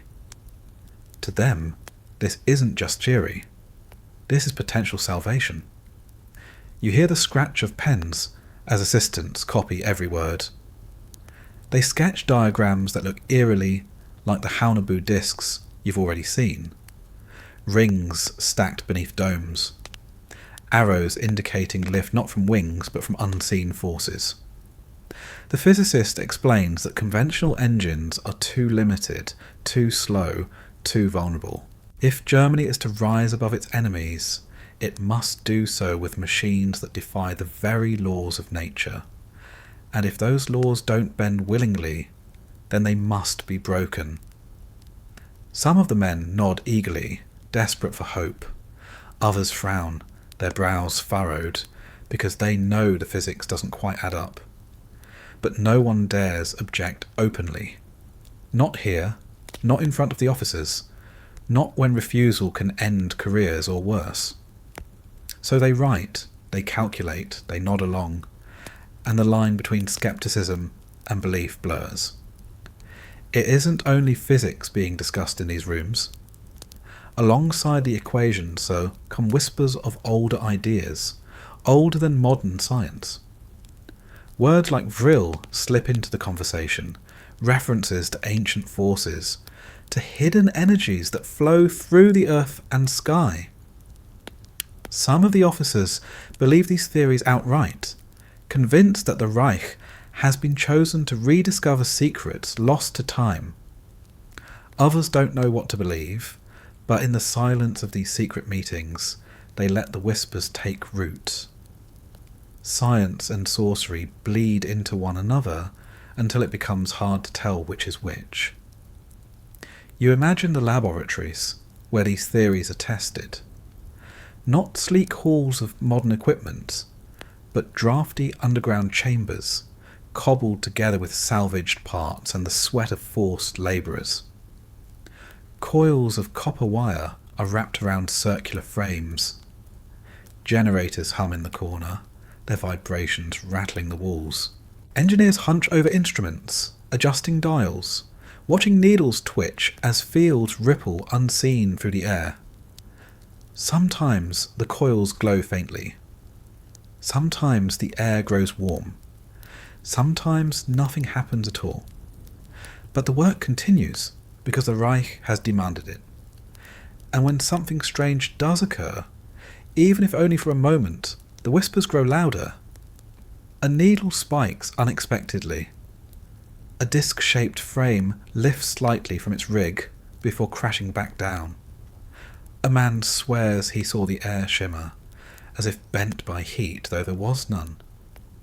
These moments are seized upon, written into reports, exaggerated into breakthroughs. The line between experiment and myth thins further. You can see why the Reich clings to these ideas. The war is slipping from their grasp, and conventional weapons aren't enough. Rockets terrify, but they don't win battles. Jets scream, but they can't outnumber Allied fighters. Tanks rumble, but they bog down in mud and snow. Anti-gravity, if it could be made real, would be the ultimate miracle. Machines that fly without fuel, that move faster than bullets, that rise into the sky untouchable by enemies. To the men in these rooms, even the faintest glimmer of that possibility is worth chasing. The scientists argue quietly among themselves after the lectures.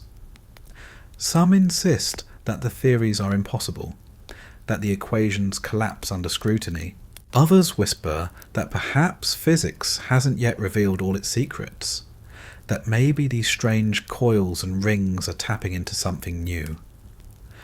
And then there are those who turn to the occult explanations, convinced that the bell, the Honobu, the diagrams scrawled by mediums are not fantasy, but guidance. They talk of energy fields the ancients may have known, of civilizations that vanished but left traces of their power. They talk of Atlantis, of Vril, of forces older than humanity itself. You sit in on one of these hushed conversations late at night. The men speak in low tones, their faces half hidden in cigarette smoke. One insists the experiments with the bell prove anti-gravity is possible, that the strange effects, the dizziness, the humming, the glowing, are signs they're on the right track. Another counters that what they're seeing is radiation poisoning, nothing more, nothing mystical. The first man shakes his head, his eyes wide, insisting that conventional science can't explain everything. Around the table the arguments circle endlessly, science and sorcery colliding until they're indistinguishable. Meanwhile, outside these secret rooms, the war rages on. Civilians freeze in their homes. Soldiers die in the mud.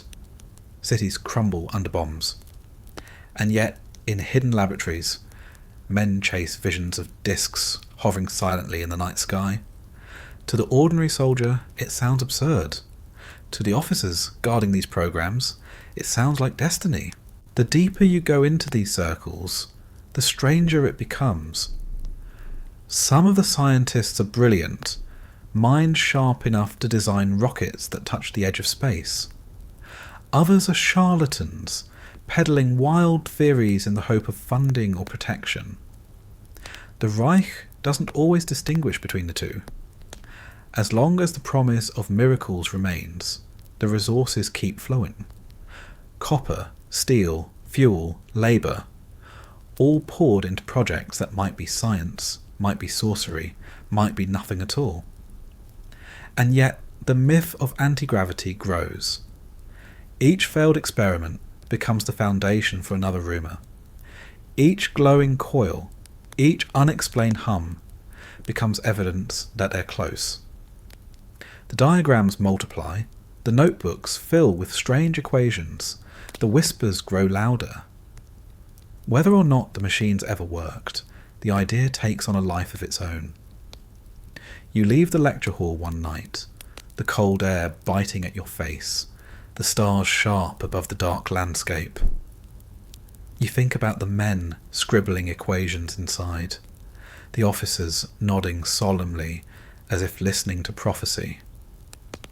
You think about the strange machines humming in hidden chambers, about the workers who collapse when they get too close, about the villagers who hear the forest groan at night. You wonder if the Reich was chasing science, or sorcery, or some monstrous mix of both. And as you stare up at the silent sky, you can't help but wonder whether something did rise out of those hidden laboratories, even for a moment, defying explanation, leaving only whispers behind. You're sitting in a railway station in the chaos of 1945, and the scene around you feels less like the end of a war than the beginning of an unravelling. Soldiers stagger past in tattered uniforms. Civilians clutch suitcases filled with whatever they could carry. Children cry against their mothers' coats. The platforms are thick with the smell of coal smoke, sweat, and fear. Trains arrive, packed to the brim, and depart again into the unknown. But among the refugees and broken soldiers, there's another kind of passenger.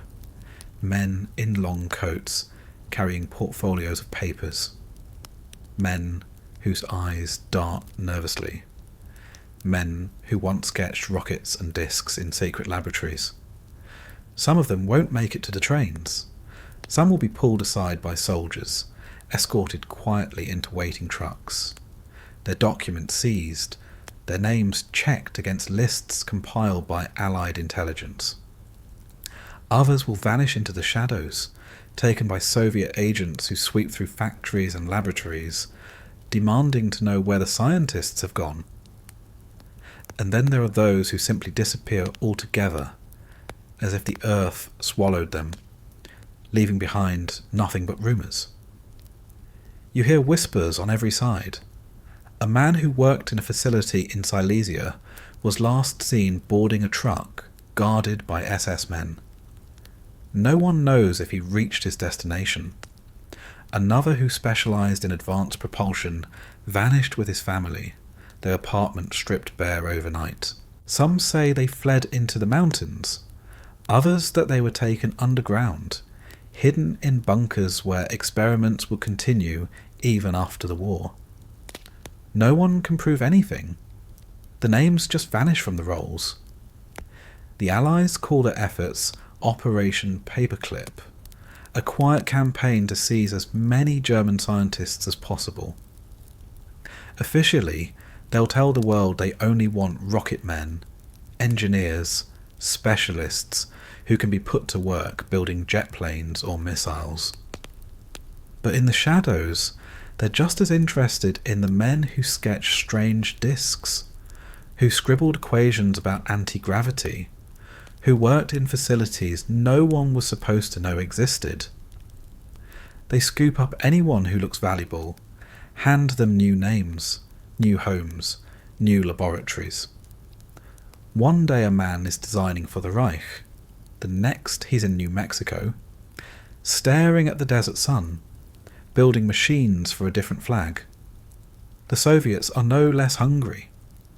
Their soldiers sweep through towns with lists in hand, rounding up entire teams of engineers and shipping them east.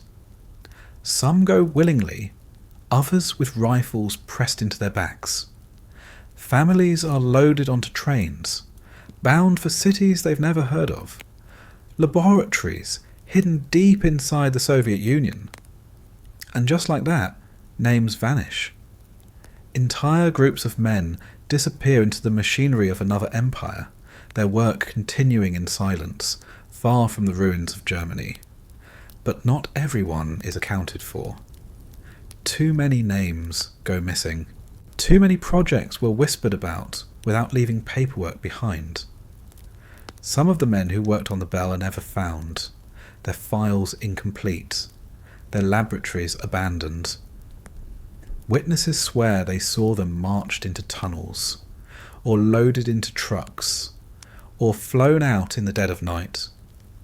But there are no records of what happened after. The Allies didn't get them. The Soviets didn't get them. At least not officially. It's as if they dissolved into the fog of war.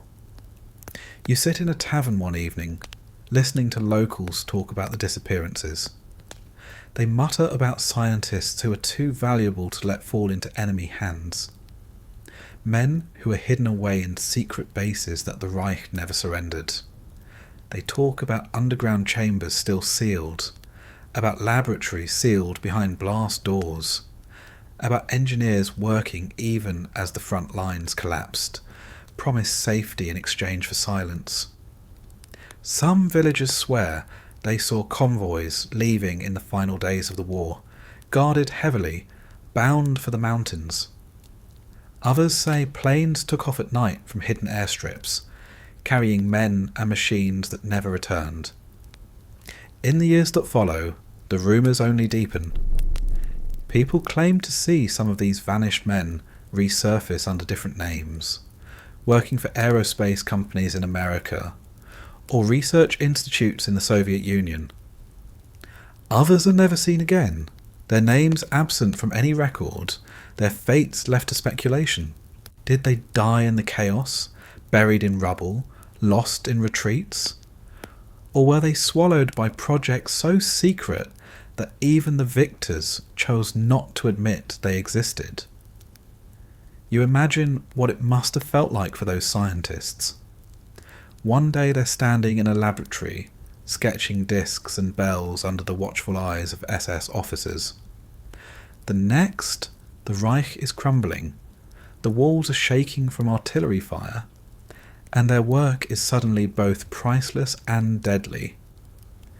If they stay, they risk being executed by their own superiors to keep secrets safe. If they run, they risk being shot as deserters. If they surrender, they risk being whisked away to a land where they'll never see home again. For many of them, there's no good choice, only disappearance. The Allies argue quietly among themselves after the war. Some officers insist they must have missed entire programs, hidden away in the mountains or in the forests. Others dismiss the rumours, claiming the missing scientists are either dead or in Soviet hands. But the nagging suspicion remains. Reports trickle in of odd sightings. Discs hovering over Allied bases, strange lights in the night sky, accidents in laboratories where German engineers were supposedly working. Each report fuels the question, where did the engineers go? The Soviets, for their part, boast about the men they captured, parading their new experts as trophies of war. But even they seem to hint at missing names, at projects they heard whispers of but never found. Their files are thick with speculation, their spies reporting rumours of American experiments with German machines, of hidden bases in South America where men continued their work in silence. The truth, if it exists, is buried in layers of secrecy. You walk through the ruins of a laboratory years later, the walls cracked, the floor littered with rusted debris. Papers lie scattered, their ink faded, their diagrams half-burned. You pick up a fragment of a report, just enough to see sketches of coils and rings, notes scribbled in hurried handwriting. There's no name on the page, no clear signature. Whoever wrote it is long gone, their fate unknown. You tuck the fragment back into the dust and feel the silence pressing in around you. It's a silence filled with absence, of men, of knowledge, of answers. The war ended, but the vanishings never stopped haunting people. Families left behind asked questions that were never answered. Villagers remembered trucks and trains that never came back. Allied and Soviet officers muttered in private about names missing from their lists. And conspiracy theorists, decades later, built entire myths around those disappearances. They say the missing engineers didn't die, didn't flee, didn't surrender. They say they were taken into projects so secret, so otherworldly, that their work couldn't be acknowledged. They say the discs seen in the night sky long after the war carried the fingerprints of those men. You leave the station, the tavern, the ruins, carrying those whispers with you. The scientists are gone, their names scattered like ash, their work half remembered, half erased. But the silence they left behind is louder than any report. Where did they go? No one really knows. And maybe that's the most unsettling answer of all.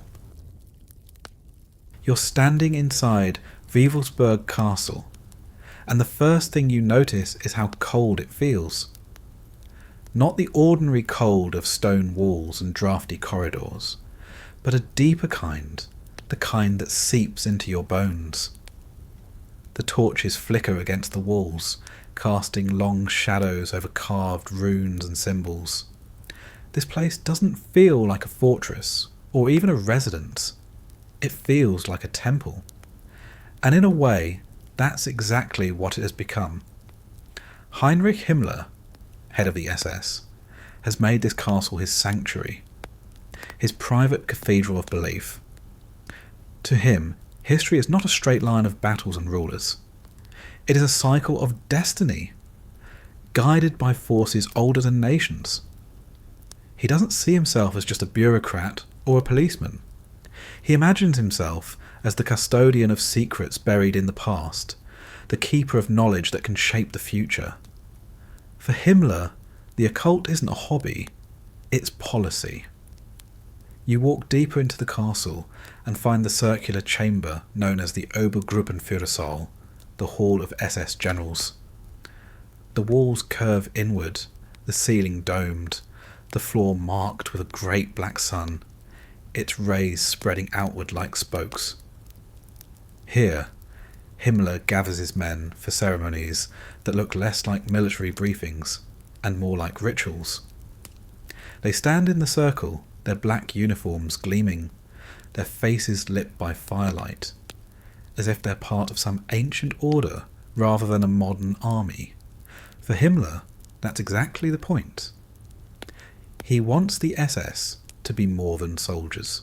He wants them to be a knightly brotherhood, guardians of mystic power. He fills the castle with relics and artifacts, some real, others forged, all of them treated with reverence. There are rune stones, tapestries, medieval weapons displayed as if they hold secret power. His obsession stretches into archaeology. Teams are dispatched to distant lands, searching for evidence that the Aryan race has roots in Atlantis or Tibet or some other lost civilization. They dig through ruins, measure skulls, and take photographs, convinced that ancient secrets are waiting to be rediscovered.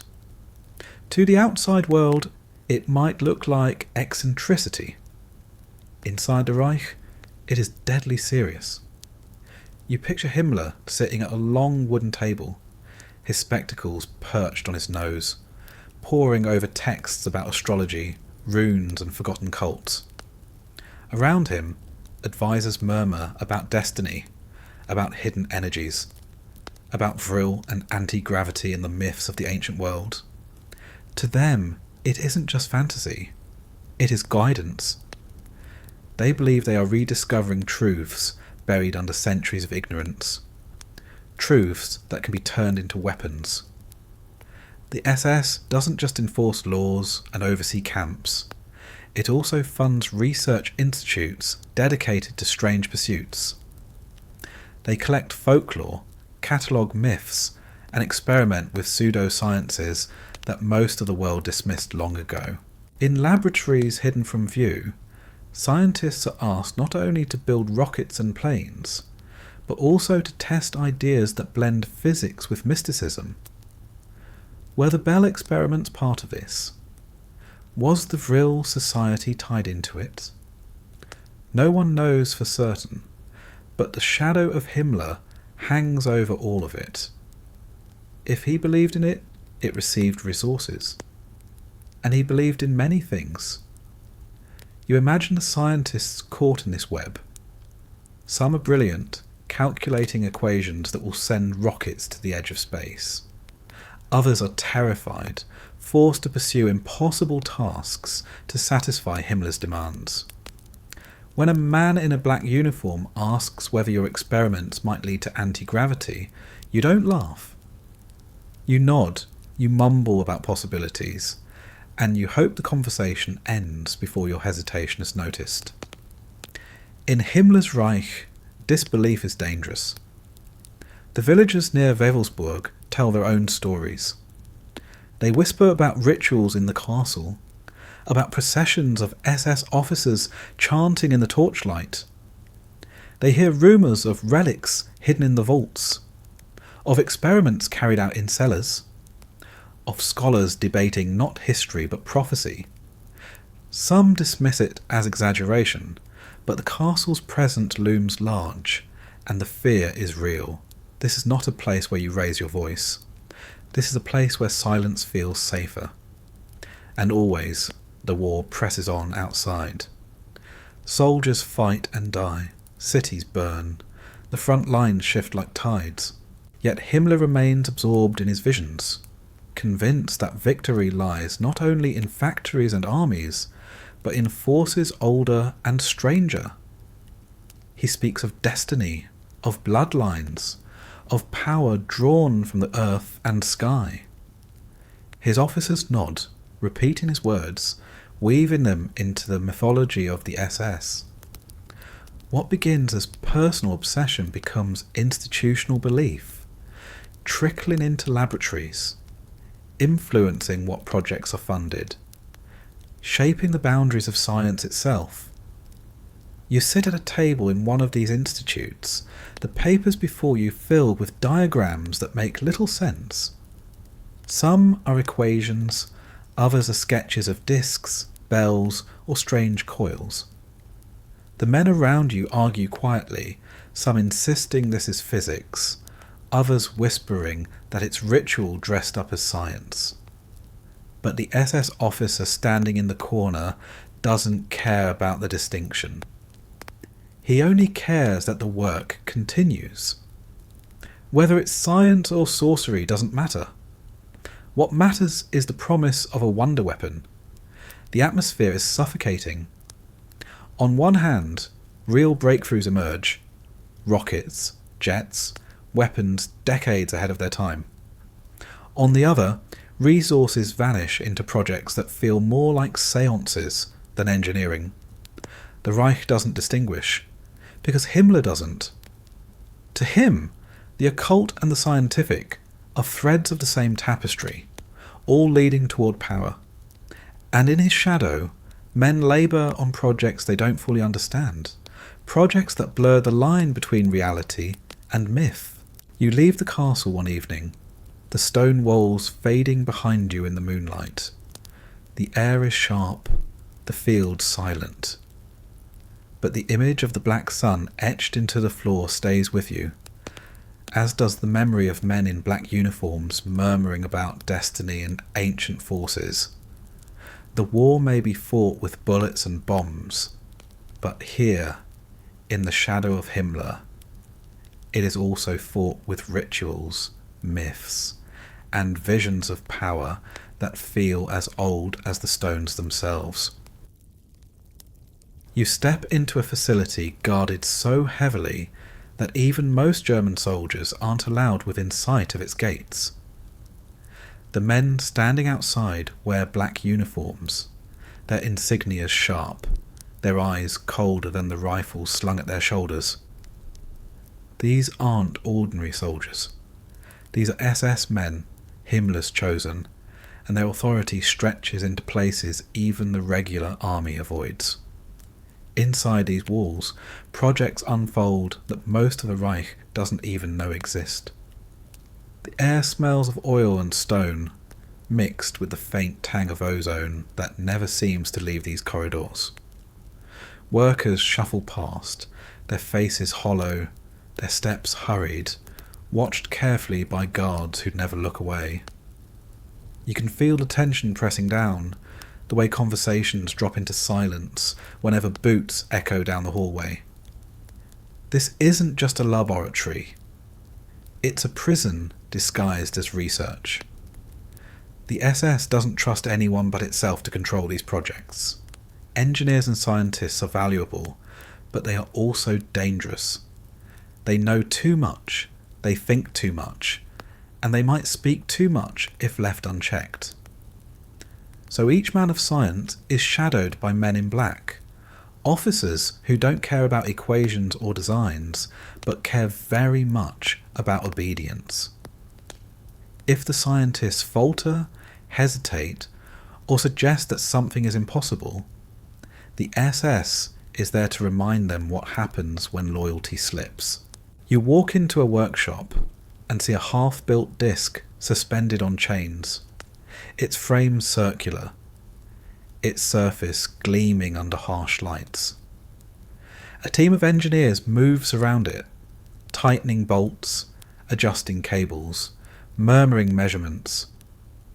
They don't look at each other for long, and they certainly don't look at the officer in the corner.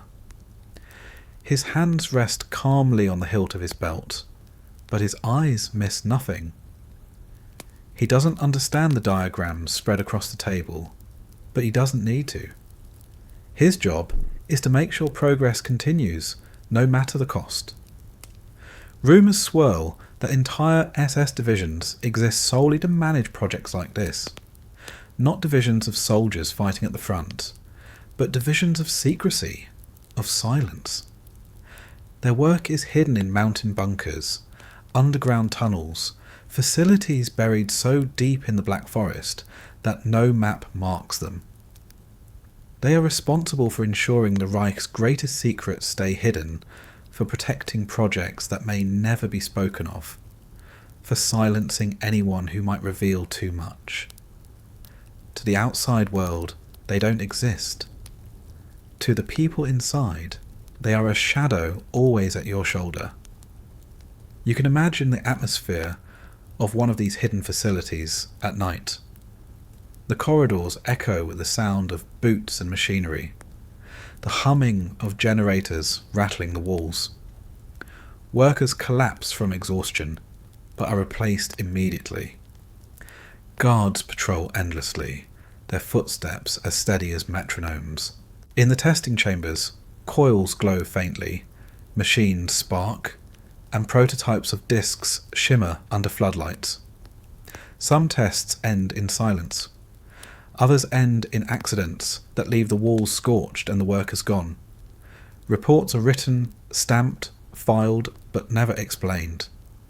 The SS thrives on this environment. Fear is its greatest tool. It doesn't need to understand what the scientists are building.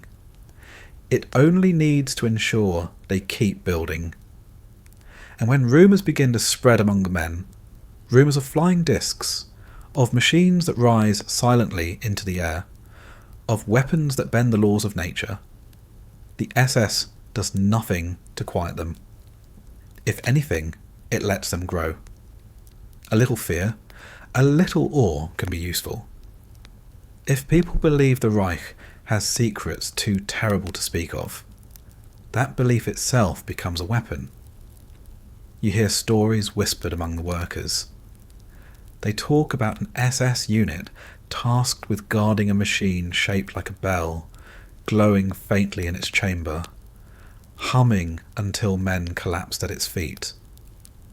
They speak of discs that hovered briefly above their rigs before crashing back down, guarded so tightly that no one could approach without clearance.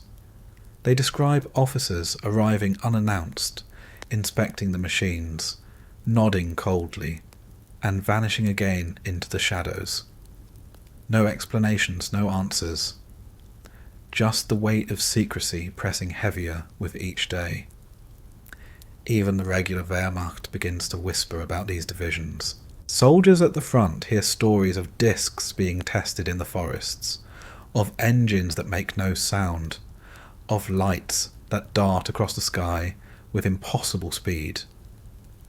They don't know if it's true, but they know the SS guards something fiercely, and that alone makes the stories believable.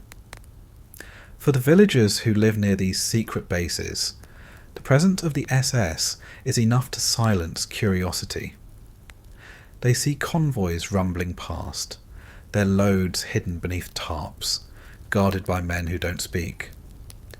They hear humming from the woods at night, see flashes of light above the tree line, feel the ground tremble faintly beneath their feet. But they say nothing. To speak too much, to even ask questions, is to risk disappearing. And in these villages, people vanish all the time. The SS builds its own mythology out of secrecy. Each unanswered question becomes a rumour. Each rumour becomes a story. And before long, those stories grow into legends of flying saucers rising silently into the sky, powered by forces no one else has mastered. Whether those machines ever truly flew doesn't matter. What matters is that enough people believe they might have. The SS doesn't just control the projects. It controls the fear, the awe, and the silence that surround them. You stand at the edge of one of these facilities, staring at the guards posted at the gates. Behind them, hidden from view, the Reich is pouring its dwindling resources into machines that may never leave the ground. But you know the stories will live on long after the war, because the SS has wrapped them in a cloak of secrecy so thick that no one will ever truly know what was real and what was rumour. And that uncertainty, that silence, may be the most powerful weapon of all. You arrive in Prague in 1944, and the city feels like it's holding its breath. The narrow streets, once lively with music, trade and chatter, are quieter now. German soldiers march in pairs past Gothic towers, their boots sharp against the cobblestones, while locals keep their heads down, whispering only when safe. But beneath the city's surface, something stranger than military patrols is unfolding. Factories hum day and night, their smokestacks coughing black plumes into the sky. Not all of them are producing tanks or bullets. Some are building pieces of machines that don't resemble anything familiar. Engineers are summoned quietly, mathematicians are reassigned without explanation, and labourers find themselves shaping components they can't identify. The whispers grow. Whatever is being made here isn't for the front. It's for something else. Something secret. The city itself is too exposed. Allied bombers fly overhead, scouting targets, waiting for orders to drop destruction across rooftops and bridges. Already, raids have rattled the outskirts, shaking windows and filling basements with frightened families. For the men in charge of these projects, Prague is no longer safe. Too many eyes, too much risk, too much sky above. And so, orders are given. The experiments will be moved. Convoys begin rolling out at night. Trucks creak under the weight of strange cargo covered by heavy tarps. Guards in black uniforms ride alongside, rifles at the ready, their faces tense. Civilians watch from their windows, pulling curtains quickly as the engines rumble past. The convoys head north, away from the city, toward the forests and the mountains where secrecy comes easier.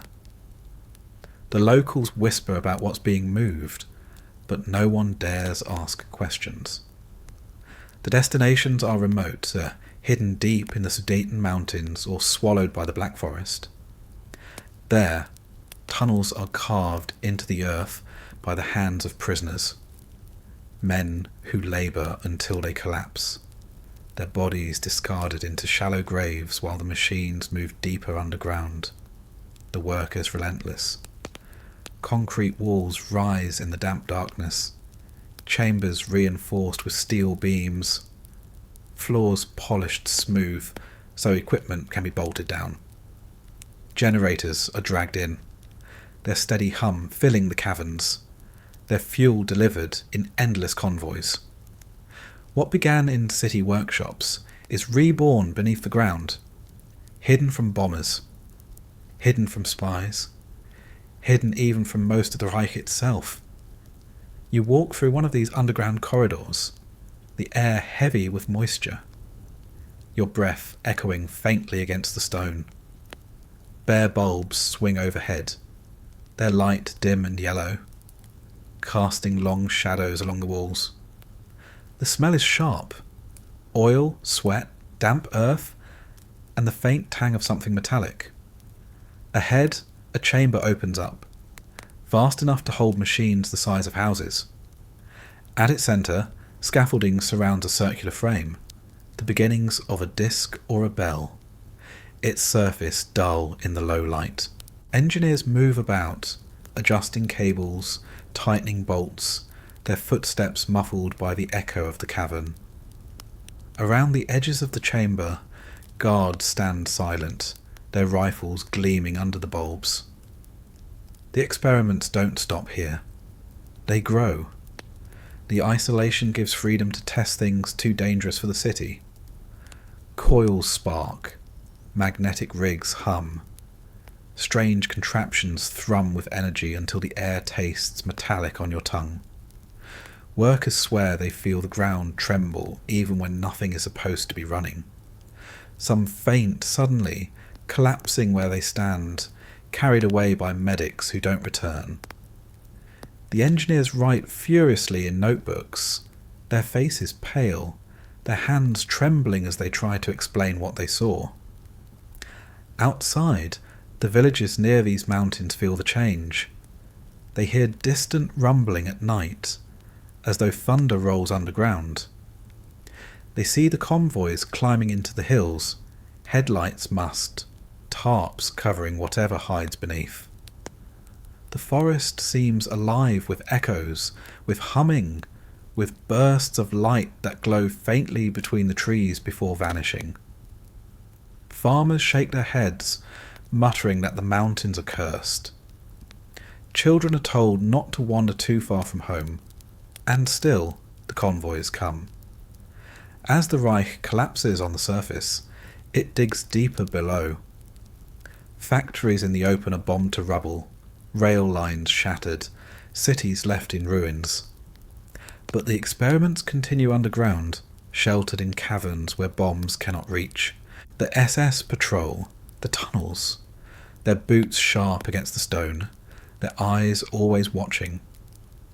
No one speaks loudly here. Every whisper feels like it belongs to the walls themselves, carried away into silence. You can feel the claustrophobia in these places. The air is stale, the ceilings low in some corridors, the weight of earth pressing down from above. For the prisoners forced to labour here, the tunnels are a grave even before death. For the scientists, it's a cage dressed as a laboratory. They scribble equations by the light of bare bulbs, build machines they half believe in, and test them in chambers that feel too close, too suffocating, too dangerous.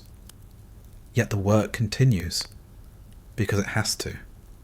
The relocation to the mountains doesn't just preserve the projects, it transforms them.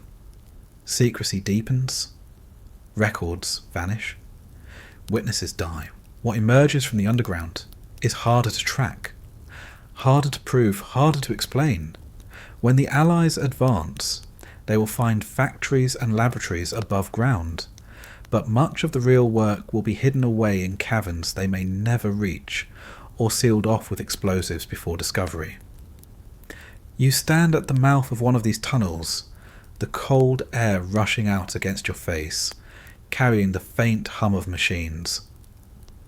Behind you, the mountains loom, silent and dark. Ahead, the tunnel stretches into shadow, lined with cables, pipes and flickering bulbs. You don't know exactly what waits at the end. A disc, a bell, a machine that hums until men collapse. But you know it isn't ordinary. The Reich has buried its strangest dreams in the earth. And down there in the stone and silence, those dreams continue to grow. You find yourself in Germany in the spring of 1945, and the world around you feels like it is falling apart in slow motion. The streets are filled with rubble, buildings gutted by fire, their walls open to the sky. Civilians wander silently, clutching what little they can carry, their faces hollowed by hunger and fear. Soldiers in tattered uniforms move in ragged groups, not in formation, not with discipline, but with the dull shuffle of men who know the end has already come. The Reich is collapsing, and everyone feels it. Yet in this chaos, the strangest rumours begin to spread faster than ever. People speak of convoys leaving in the night, trucks loaded with cargo covered in heavy tarps, escorted by men in black uniforms who vanish into the forests and mountains. Villagers whisper about strange lights that flicker above the tree line, about machines that rise silently into the sky before darting away, about tunnels sealed behind explosions that echo for miles. At a time when nothing seems stable, the stories of discs and bells sound almost believable. Maybe because everything else that once seemed impossible has already happened. You walk through an airfield littered with the skeletons of planes, their wings snapped, their engines gutted. Mechanics move among the wrecks, scavenging parts, muttering quietly about machines they've seen that don't look like planes at all. One swears he saw a disc, half built, loaded onto a truck and driven away before Allied bombers reached the site. Another insists he saw a craft rise briefly above the runway, hovering in silence before collapsing back onto the ground. Whether true or not, the stories travel quickly, carried by men desperate to believe the Reich still has something left to fight with. In the cities, the propaganda machine clings to the myth of wonder weapons.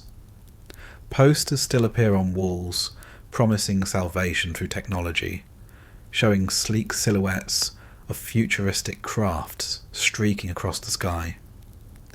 Loudspeakers blare speeches about miracles just around the corner, about weapons so advanced they will wipe away the enemy in a single strike. The civilians listening no longer cheer, but they don't laugh either. They've seen rockets rain down on London. They've seen jets streak across the sky. They've seen bombs flatten entire neighbourhoods in a night. If the Reich promises flying discs, who can say it isn't true? The soldiers at the front whisper too. In the trenches and the forests, as artillery thunders in the distance, they talk about discs being tested far behind the lines, about secret bases where machines are being built that will turn the tide at the last possible moment. Some even claim to have seen them themselves, glowing spheres darting across the night sky, weaving through formations, vanishing without a trace. The stories are always vague, always unverifiable, but they spread like fire among men who need hope, even false hope, to keep fighting another day. As the Allies push deeper into Germany, the chaos grows. Towns are abandoned overnight. Laboratories are emptied in haste. Files are burned, machines dismantled, equipment loaded onto convoys bound for the mountains. Some of these convoys never arrive. Caught by advancing troops, they are destroyed in ambushes, their cargo scattered, their secrets lost in fire and rubble. Others vanish completely, swallowed by forests, by tunnels, by silence. No one knows whether they reached hidden facilities, or whether they were buried forever to prevent capture. You picture the scientists in these final days, their faces drawn, their hands trembling as they pack crates of documents and equipment. They know the Reich is finished. They know the Allies are coming. And yet they keep moving, keep loading, keep hiding, as if the machines they've worked on matter more than the war itself. Some are whisked away by the SS, taken to bunkers where the work continues even as the world above collapses. Others vanish entirely, their names absent from surrender lists, their laboratories abandoned but not empty. The silence around them only feeds the rumours further. For the villagers, the end of the war doesn't bring clarity. If anything, it deepens the mystery. They watch as convoys rumble through one last time, as explosions seal tunnels, as guards vanish into the trees. Then, days later, Allied soldiers arrive, searching the area, asking questions, taking notes. The villagers tell them about the lights, about the humming, about the convoys that vanished. The soldiers nod, but their faces give nothing away. Some dig into the hillsides, uncovering vast tunnels filled with rusting equipment, crates of half-built machines, diagrams scattered across the floor.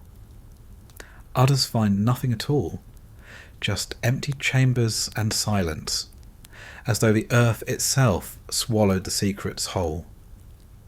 And then there are the sightings. Allied pilots flying low over a collapsing Reich begin reporting strange things in the sky. Not German jets, not rockets, but discs, small, fast, silent, darting away at impossible speeds. The reports are written down, filed away, stamped with words like unexplained. In the chaos of war's end, they don't receive much attention, but they never fully disappear either.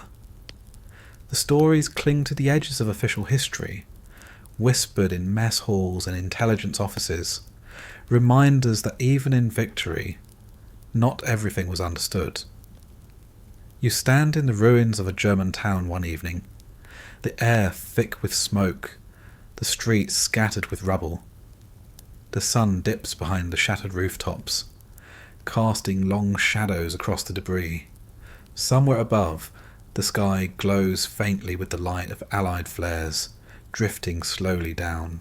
And then, just for a moment, you catch sight of something else. A sphere of light, small and steady, hovering silently before darting away into the darkness. You blink, and it's gone. Maybe it was nothing. Maybe it was everything. In the final chaos of the war, no one can be certain. You arrive in Nuremberg in the spring of 1945, and the city no longer resembles the proud medieval jewel it once was.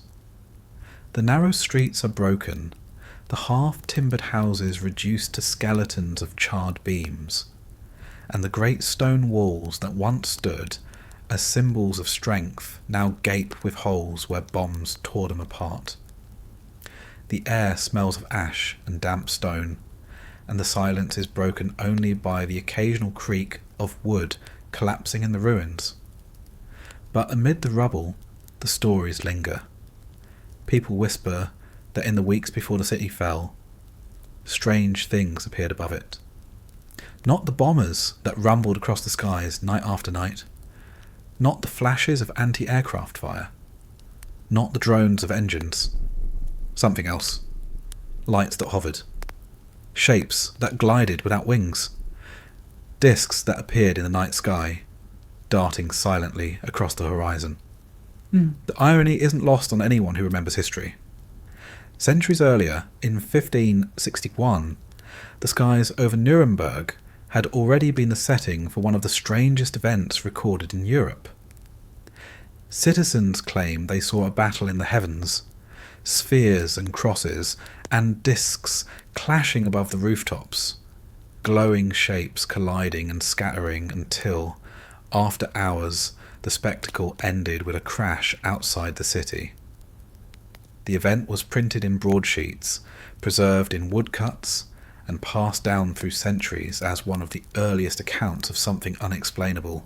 Now, in 1945, with the war collapsing and the Reich digging deeper into its obsession with discs and bells, people could not help but remember that old story.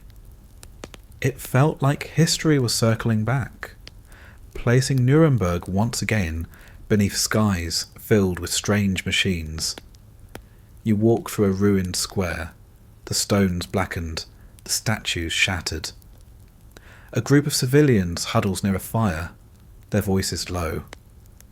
One of them swears he saw a disc gliding silently above the city weeks earlier, glowing faintly, moving too slowly to be a jet, but too steadily to be a balloon.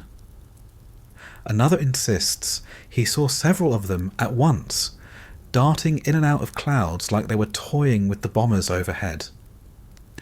They don't know if the machines belong to the Reich, or to the Allies, or to something else entirely.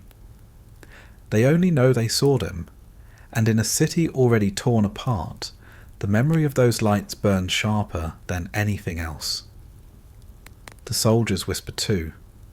Men stationed near airfields outside Nuremberg recall nights when discs hovered low over the runways, their surfaces reflecting faint light. Their movement so smooth it was almost unnerving. Some say the discs took off from hidden hangars, tested by engineers under the watch of SS officers who barked orders and recorded notes. Others laugh bitterly, insisting the stories are just propaganda, lies told to keep hope alive as everything else collapsed. Yet even the skeptics admit that too many men claim to see the same thing for it to be dismissed entirely. You can picture one of these nights. The city in ruins, the distant thunder of artillery rolling closer each day, the glow of fires flickering on the horizon. Above, the sky dark and heavy, clouds stretching across the moon. Then from the east, a faint light appears. At first it looks like a flare, drifting gently, but it doesn't fall. It hovers, steady, glowing orange, then shifts suddenly to white. A second light joins it, then a third. They move in unison, gliding silently, weaving in and out of the clouds. For a moment, the war below feels distant, almost forgotten, as all eyes tilt upward. And then, as quickly as they appeared, the discs dart away, vanishing into the night. The silence that follows is heavier than the explosions. The Allies hear these stories as they advance into the city. Intelligence officers jot them down in notebooks, filing them alongside dozens of other reports of strange aerial phenomena across Germany. Some are dismissed as hallucinations, the product of exhaustion, stress, and fear. Others are left open, unexplained but noted carefully, as if the officers themselves aren't sure whether to laugh or to worry. They've heard the rumours of German discs, of anti-gravity experiments, of secret bases in forests and mountains. To hear civilians describe discs over Nuremberg is unsettling, because it matches what pilots and soldiers have whispered about in other places too. You step into the ruins of a hangar on the edge of the city. The roof has collapsed, beams jutting at odd angles, the floor littered with twisted metal. Among the wreckage are fragments that don't quite look like aircraft parts. Curved panels of unusual alloy, scorched coils. Frames that seem too round, too symmetrical. To an untrained eye, they might look like debris from a conventional plane.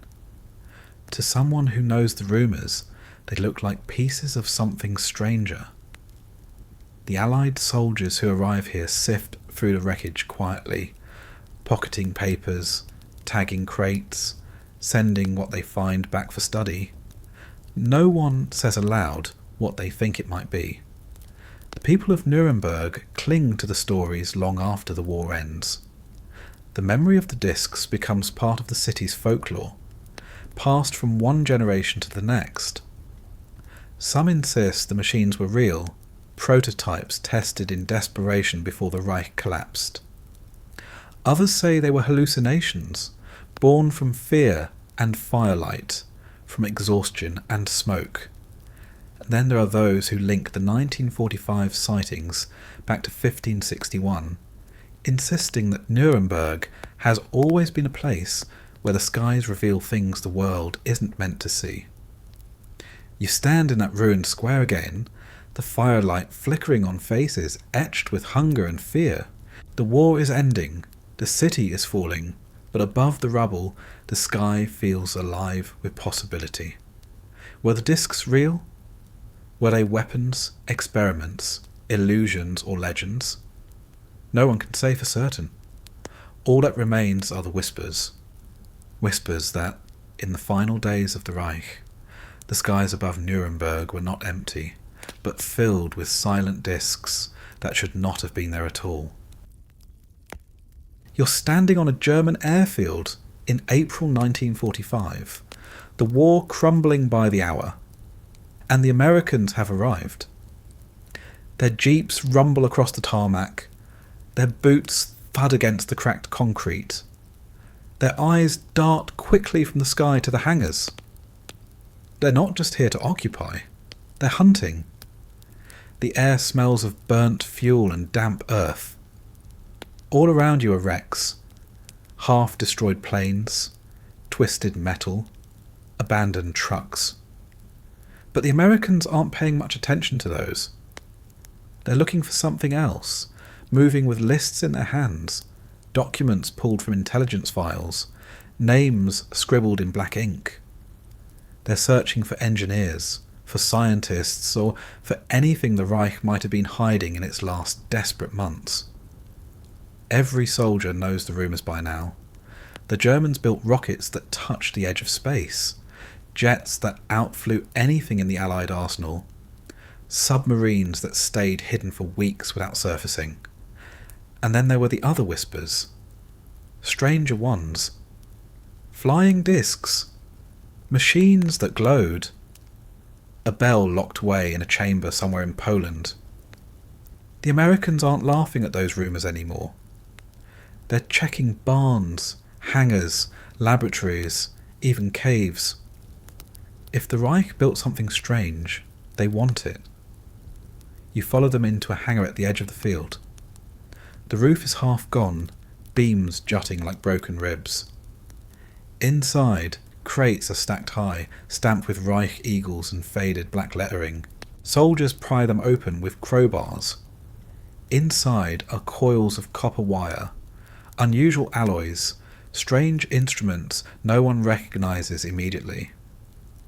A lieutenant bends low, scribbles notes, and orders the crates loaded onto a waiting truck. Everything will be shipped back home for study, no matter how small. In another corner of the hangar lies something stranger still. A circular frame bolted to the floor, its edges smooth, its shape unusual. It doesn't look like a plane, not like anything that should be here at all. The soldiers surround it, touching the metal, tapping it with the ends of their rifles. No one knows what it is, but everyone knows it's going with them. A sergeant mutters that it looks like part of a saucer. No one laughs. The men are too tired, and the war has been too full of surprises to dismiss the thought entirely. The hunt doesn't stop at the airfields. The Americans move into towns, seizing universities, research institutes, even schools. Professors are rounded up, questioned, offered new homes in exchange for cooperation. Some agree quickly, eager to escape the ruins. Others hesitate, but hesitation doesn't last long when survival depends on saying yes. One day they're designing engines for the Reich. The next, they're on a train bound for the American zone, their families gathered hurriedly behind them. You hear the word whispered among the officers, paperclip. It's not a formal title yet, but everyone knows what it means. Scientists folded into the American war machine, their pasts clipped away like scraps of paper, their names given new gloss. It doesn't matter what they worked on, or what oaths they swore. What matters is what they know, and how quickly that knowledge can be turned against the Soviets. Because this isn't just about winning the war anymore. The war is ending. This is about the next one. Everyone can feel it, the tension in the air, the way the Allies already eye each other warily even as they march toward victory. The Soviets are sweeping in from the east, seizing their own laboratories, their own scientists, their own scraps of strange technology. The Americans know the clock is ticking. Every day, every hour, the Soviets pull something new out of the rubble. If the Americans don't move faster, they'll be left behind. You picture the scientists in these last days, caught between collapse and survival. Some burn their papers, hoping to erase what they know before capture. Others hide diagrams in walls, bury them in fields, scatter them across miles of countryside. But many simply wait, knowing someone will come for them. When the Americans arrive, they step forward, some with relief, some with dread, but all with the same understanding. Their lives no longer belong to Germany. They belong to whoever reached them first. The Americans aren't gentle in their search. They rifle through drawers, crack safes, sift through stacks of half-burned files. They seize everything that looks important, piling documents into crates, photographing diagrams, tagging equipment. In one underground laboratory, they find a chamber scorched and empty, its walls lined with strange brackets that seem to have once held something massive. A soldier runs his hand across the concrete, still darkened by heat. The officers argue quietly, wondering if this was the place where the bell once stood. No one writes that conclusion down, but the rumour spreads anyway. Villagers watch the convoys roll out, trucks groaning under the weight of machines and crates. They mutter to one another about what the Americans are taking. Some say it's just ordinary equipment. Others insist it's the discs they saw hovering above the forests. A few whisper that the Americans are stealing things not meant to be seen at all. The villagers keep their distance, because speaking too loudly about such things can still be dangerous, even in a liberated land. And through it all, the sky above is never quite quiet. Allied pilots, flying reconnaissance over collapsing Germany, still report strange lights that don't fit with anything they recognise. Some dismiss them as tricks of the atmosphere, reflections of fire on the ground. Others swear they saw discs keeping pace with them before vanishing. These reports end up in the same files as the crates of diagrams and the seized machines. Nothing is confirmed, nothing is explained, but nothing is ignored either. You walk through a German university laboratory a week after the Americans arrive. The chalkboards are still covered with equations, the tables strewn with tools and diagrams. Coffee cups sit half empty, papers scattered as if abandoned mid-thought. The scientists are gone, taken into custody, their work packed into crates, their future uncertain. The silence in the room feels heavier than the rubble outside. The war ended here in a hurry, but the work it produced will live on somewhere else. In the end, the Americans take more than machines. They take people, knowledge, and secrets. They scoop up every fragment they can find, knowing that even rumours might contain value. And as they roll west with their convoys, the Soviets roll east with theirs, both sides clutching scraps of a puzzle no one fully understands. For the scientists, it doesn't matter who wins. Their work will continue just under a different flag. For the civilians who watch the convoys disappear into the hills, the mystery only deepens.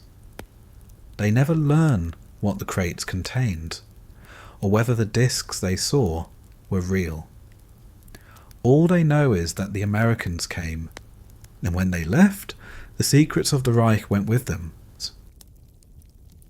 You walk through the ruins of a small East German town in May 1945, and the sound of boots echoes against the cobblestones. They are not American boots this time. They are heavier, slower, their rhythm different. Soviet soldiers flood the streets, their uniforms dusty from the march, their rifles slung loosely but ready. The townspeople watch from behind broken shutters, their faces pale. The war is over, but for them, peace doesn't feel like it has arrived. It feels like something new has begun. Soviets aren't here only to occupy. They are hunting just as the Americans did. They sweep into factories, universities, research labs, barns, even churches if they look suspicious. Trucks follow them, empty at first, then filled with crates, machines and files. They carry lists too. Lists of scientists, lists of engineers, lists of projects whispered about but never proven. The Americans got some of them. The Soviets are determined to get the rest. You follow them into a factory at the edge of the town. The roof is half collapsed, the walls scorched black. Inside, workers once assembled engines, turbines, frames. Now it is empty except for a few scattered crates and a smell of oil that lingers in the air. Soldiers pry open the crates, pulling out coils of copper, unusual alloys, stacks of diagrams filled with symbols they don't understand. An officer nods, gives an order, and the crates are carried out. To the soldiers, it doesn't matter what they found. To the men in Moscow, it will. The whispers among the locals grow louder with each passing day. They say the Soviets aren't just seizing ordinary factories. They're digging into the hills, blowing open tunnels, uncovering underground chambers where the Reich hid its strangest projects. Villagers remember convoys of trucks disappearing into the forests months earlier, escorted by SS guards. Now they watch Soviet soldiers marching back out of the trees with crates, their faces set, their voices tight. No one says what they found inside. Some villagers swear they saw discs loaded onto trucks, covered with tarps so heavy they sagged under their own weight. Others whisper that the Soviets found the bell itself, hauled it out of a bunker with chains and dragged it east by rail. No one has proof. No one is allowed near the convoys. But the stories spread quickly, carried from one village to the next until the whole region hums with speculation. You stand near a railway station one evening, the platform crowded with soldiers. A long train waits, its cars covered in soot, its doors reinforced. Soldiers guard it closely, their rifles gleaming in the fading light. Crates are loaded one by one, marked with nothing but faded stencils. A few are so large that entire teams of men strain to push them up the ramps. The villagers watching from a distance whisper again. Is this food, weapons, or something stranger? The train pulls away in the night, its whistle low and mournful, its cargo bound east into secrecy. The Soviets have their own methods of silencing questions. Civilians who ask too much are taken aside and warned. Workers who whisper about discs or glowing machines vanish from their homes. Even children learn quickly that certain topics are never to be mentioned. The silence spreads, heavy and suffocating, until the only place to speak freely is in whispers behind closed doors, with curtains drawn. For the scientists left behind, life changes abruptly. Some are taken east with their families, shipped to Soviet cities, and placed in laboratories under heavy guard. Others are forced to work where they are, answering to new officers instead of old ones. A few vanish entirely, their names struck from records, their fate unknown. The Soviets, like the Americans, don't care much about allegiance. They care about knowledge, about results. If a man worked on something useful, he lives. If he didn't, no one asks questions about where he went. You can feel the paranoia building. Every rumour feeds into another. A farmer swears he saw a strange light dart across the sky weeks after the Soviets arrived, silent and glowing, too fast for any plane. A soldier insists he heard of a convoy carrying part of a saucer to Moscow. A villager mutters that the Soviets sealed a bunker instead of opening it, afraid of what lay inside. The stories pile up, none of them provable, all of them unsettling.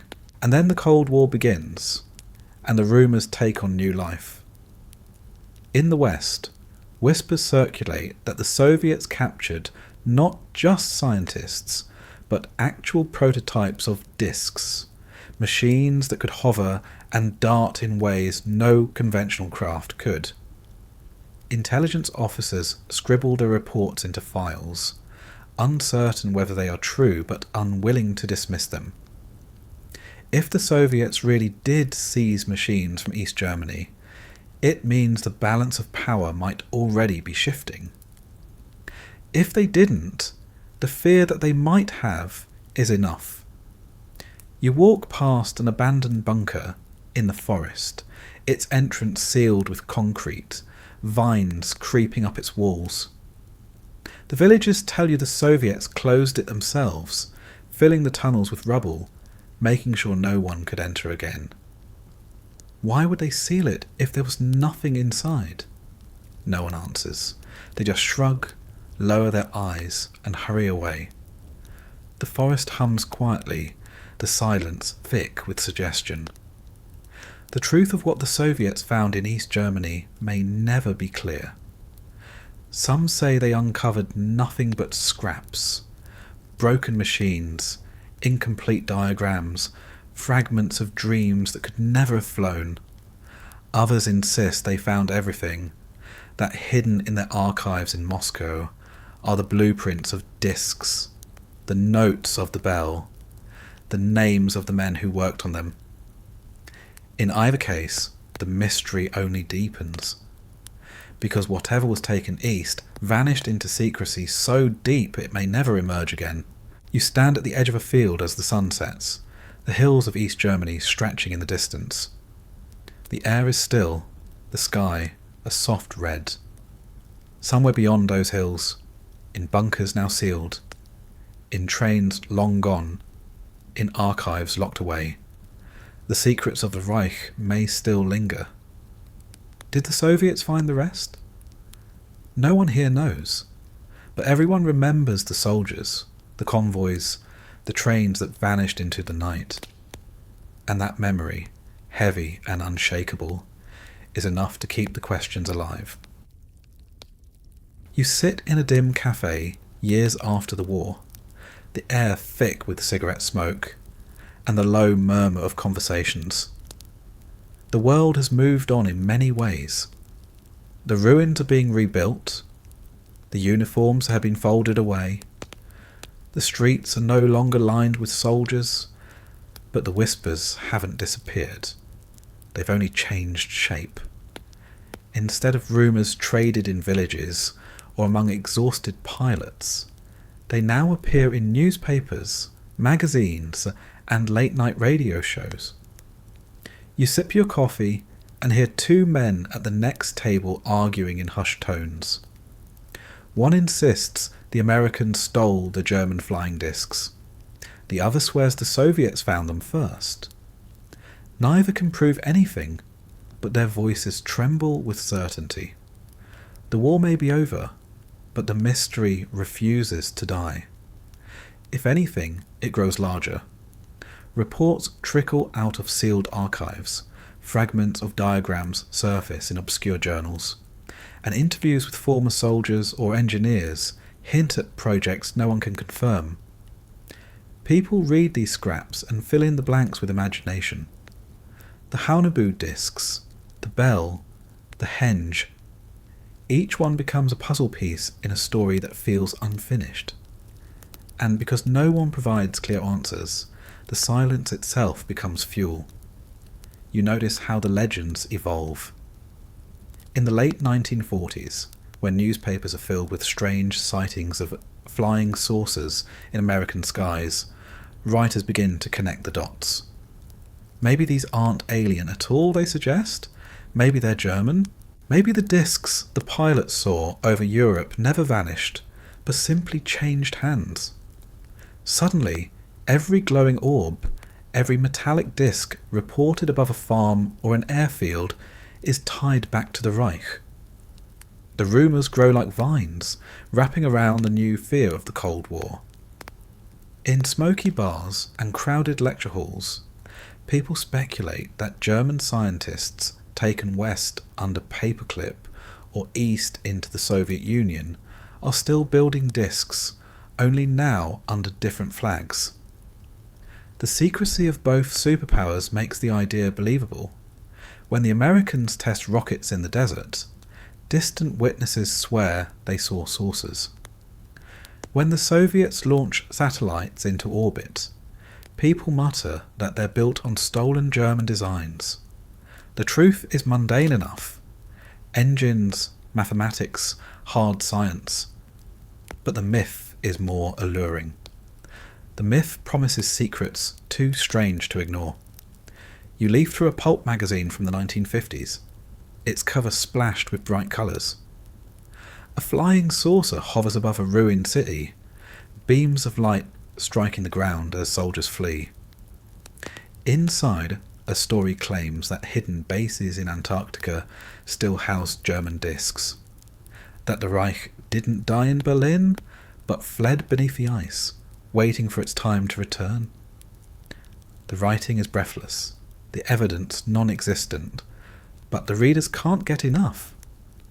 Soon, entire books appear, weaving the Bell into tales of time travel, the Haunebu into stories of interplanetary journeys, the Henge into speculation about ancient civilizations. What began as whispers in laboratories becomes pulp adventure, conspiracy theory, and finally pop culture. You watch as filmmakers join in. In darkened cinemas, projectors flicker and screens light up with stories of secret weapons, flying discs, and men in black uniforms searching for power beyond imagination. The audiences lean forward in their seats, half terrified, half thrilled. Even when the films admit to being fiction, the seeds of doubt are planted. People leave the theatre wondering if maybe, just maybe, the stories weren't entirely made up. And the legends don't stop there. They grow alongside the entire UFO phenomenon. Each time a farmer in America reports a hovering light, each time a pilot swears he was paced by a disc, someone points back to the war. Someone mutters that the Reich was working on those machines first, that what people are seeing now are the descendants of those projects. The silence of governments, the refusal to fully explain, only deepens the conviction. You walk through a bookstore decades later, and the shelves are heavy with titles. Some insist the Bell was a time machine. Others claim the discs escaped Earth entirely, vanishing into space.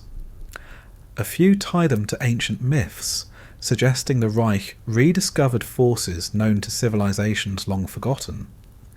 None of it is proven. All of it is consumed eagerly. Readers don't just want facts. They want mystery, possibility, the thrill of something hidden just beyond reach. For the people who lived through the war, the legends feel different. They remember the convoys, the sealed tunnels, the soldiers who vanished. They don't always believe in flying discs, but they believe in secrecy. And they know too well how many things were buried and never explained. When they hear their grandchildren talk about Nazi UFOs, they don't laugh. They only shake their heads and mutter that stranger things happened in those years than anyone will ever admit. You notice how the myth changes with each generation. For the post-war world, it was about fear. Fear of superweapons. Fear of secrecy. Fear of what the Soviets or Americans might still be hiding. For later decades, it becomes something else. Almost entertainment. Comic books, television shows, video games, all draw on the image of black uniformed officers tinkering with glowing machines in underground bunkers. The Bell becomes a symbol not of terror, but of curiosity, a puzzle that refuses to be solved. The discs become sleek, silver icons of science fiction, hovering silently in the cultural imagination. Yet the fascination never fades completely into harmless fun. In quiet corners of the internet, in late-night radio shows, in self-published books passed hand to hand, the conviction remains. People insist the Reich did it. They built something that defied explanation, and the victors covered it up. Some say the machines are still flying, hidden in secret hangars. Others claim they've been reverse engineered into the technology of today. None of it can be proven, but all of it lives on, because mystery has a power that facts never quite match. You sit once more in that cafe, the smoke swirling in the air, the voices around you hushed. The war is decades behind, but the legends are still alive. People are still arguing, still speculating, still pointing to the skies when they see something they can't explain. The Reich is gone, the ruins rebuilt, the uniforms folded away forever. But the shadows of discs and bells linger, not just in history but in imagination. From whispered rumours to pulp covers, from conspiracy theories to Hollywood screens, the myth has taken flight. And now, as you look up at the night sky, you see a light hovering just above the horizon. It doesn't blink like a plane. It doesn't move like a satellite. It just hangs there, steady, waiting. Maybe it's nothing. Maybe it's everything. You watch, silent, until it darts away, leaving the sky empty once more. The war ended long ago, but the story of these machines, real or not, never really did. It only changed shape, spreading from bunkers and forests into books, screens, and imaginations across the world. And tonight, it hovers there still, just out of reach. You lean back now, the long journey through shadows and rumours still echoing in your mind. The war has ended, the soldiers gone, the laboratory sealed, but the silence they left behind feels louder than the machines ever were. The discs, the bell, the hidden tunnels, none of them have ever been explained completely. They linger as whispers, fragments of stories carried through decades, growing into legends that spread far beyond the ruins where they began. The night is quiet around you. The hum of distant machines fades, replaced by the softer rhythm of your own breathing.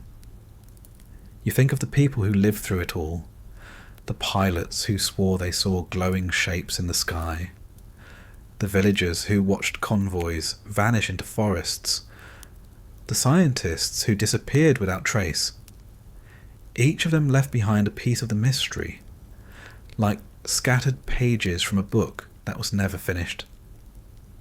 And even now, as you close your eyes, the sky above still feels alive with possibilities. Maybe the discs were real. Maybe they were only illusions. Maybe the bell was a machine, or a myth, or something stranger still. Whatever the truth was, it slipped quietly into history, and the world has been wondering ever since. The story doesn't really end. It drifts instead, like a light across the horizon, never quite reaching you, but never fading completely. You let that thought settle as you sink deeper into the quiet, your breath slow, your body heavy, the mystery hovering just beyond reach.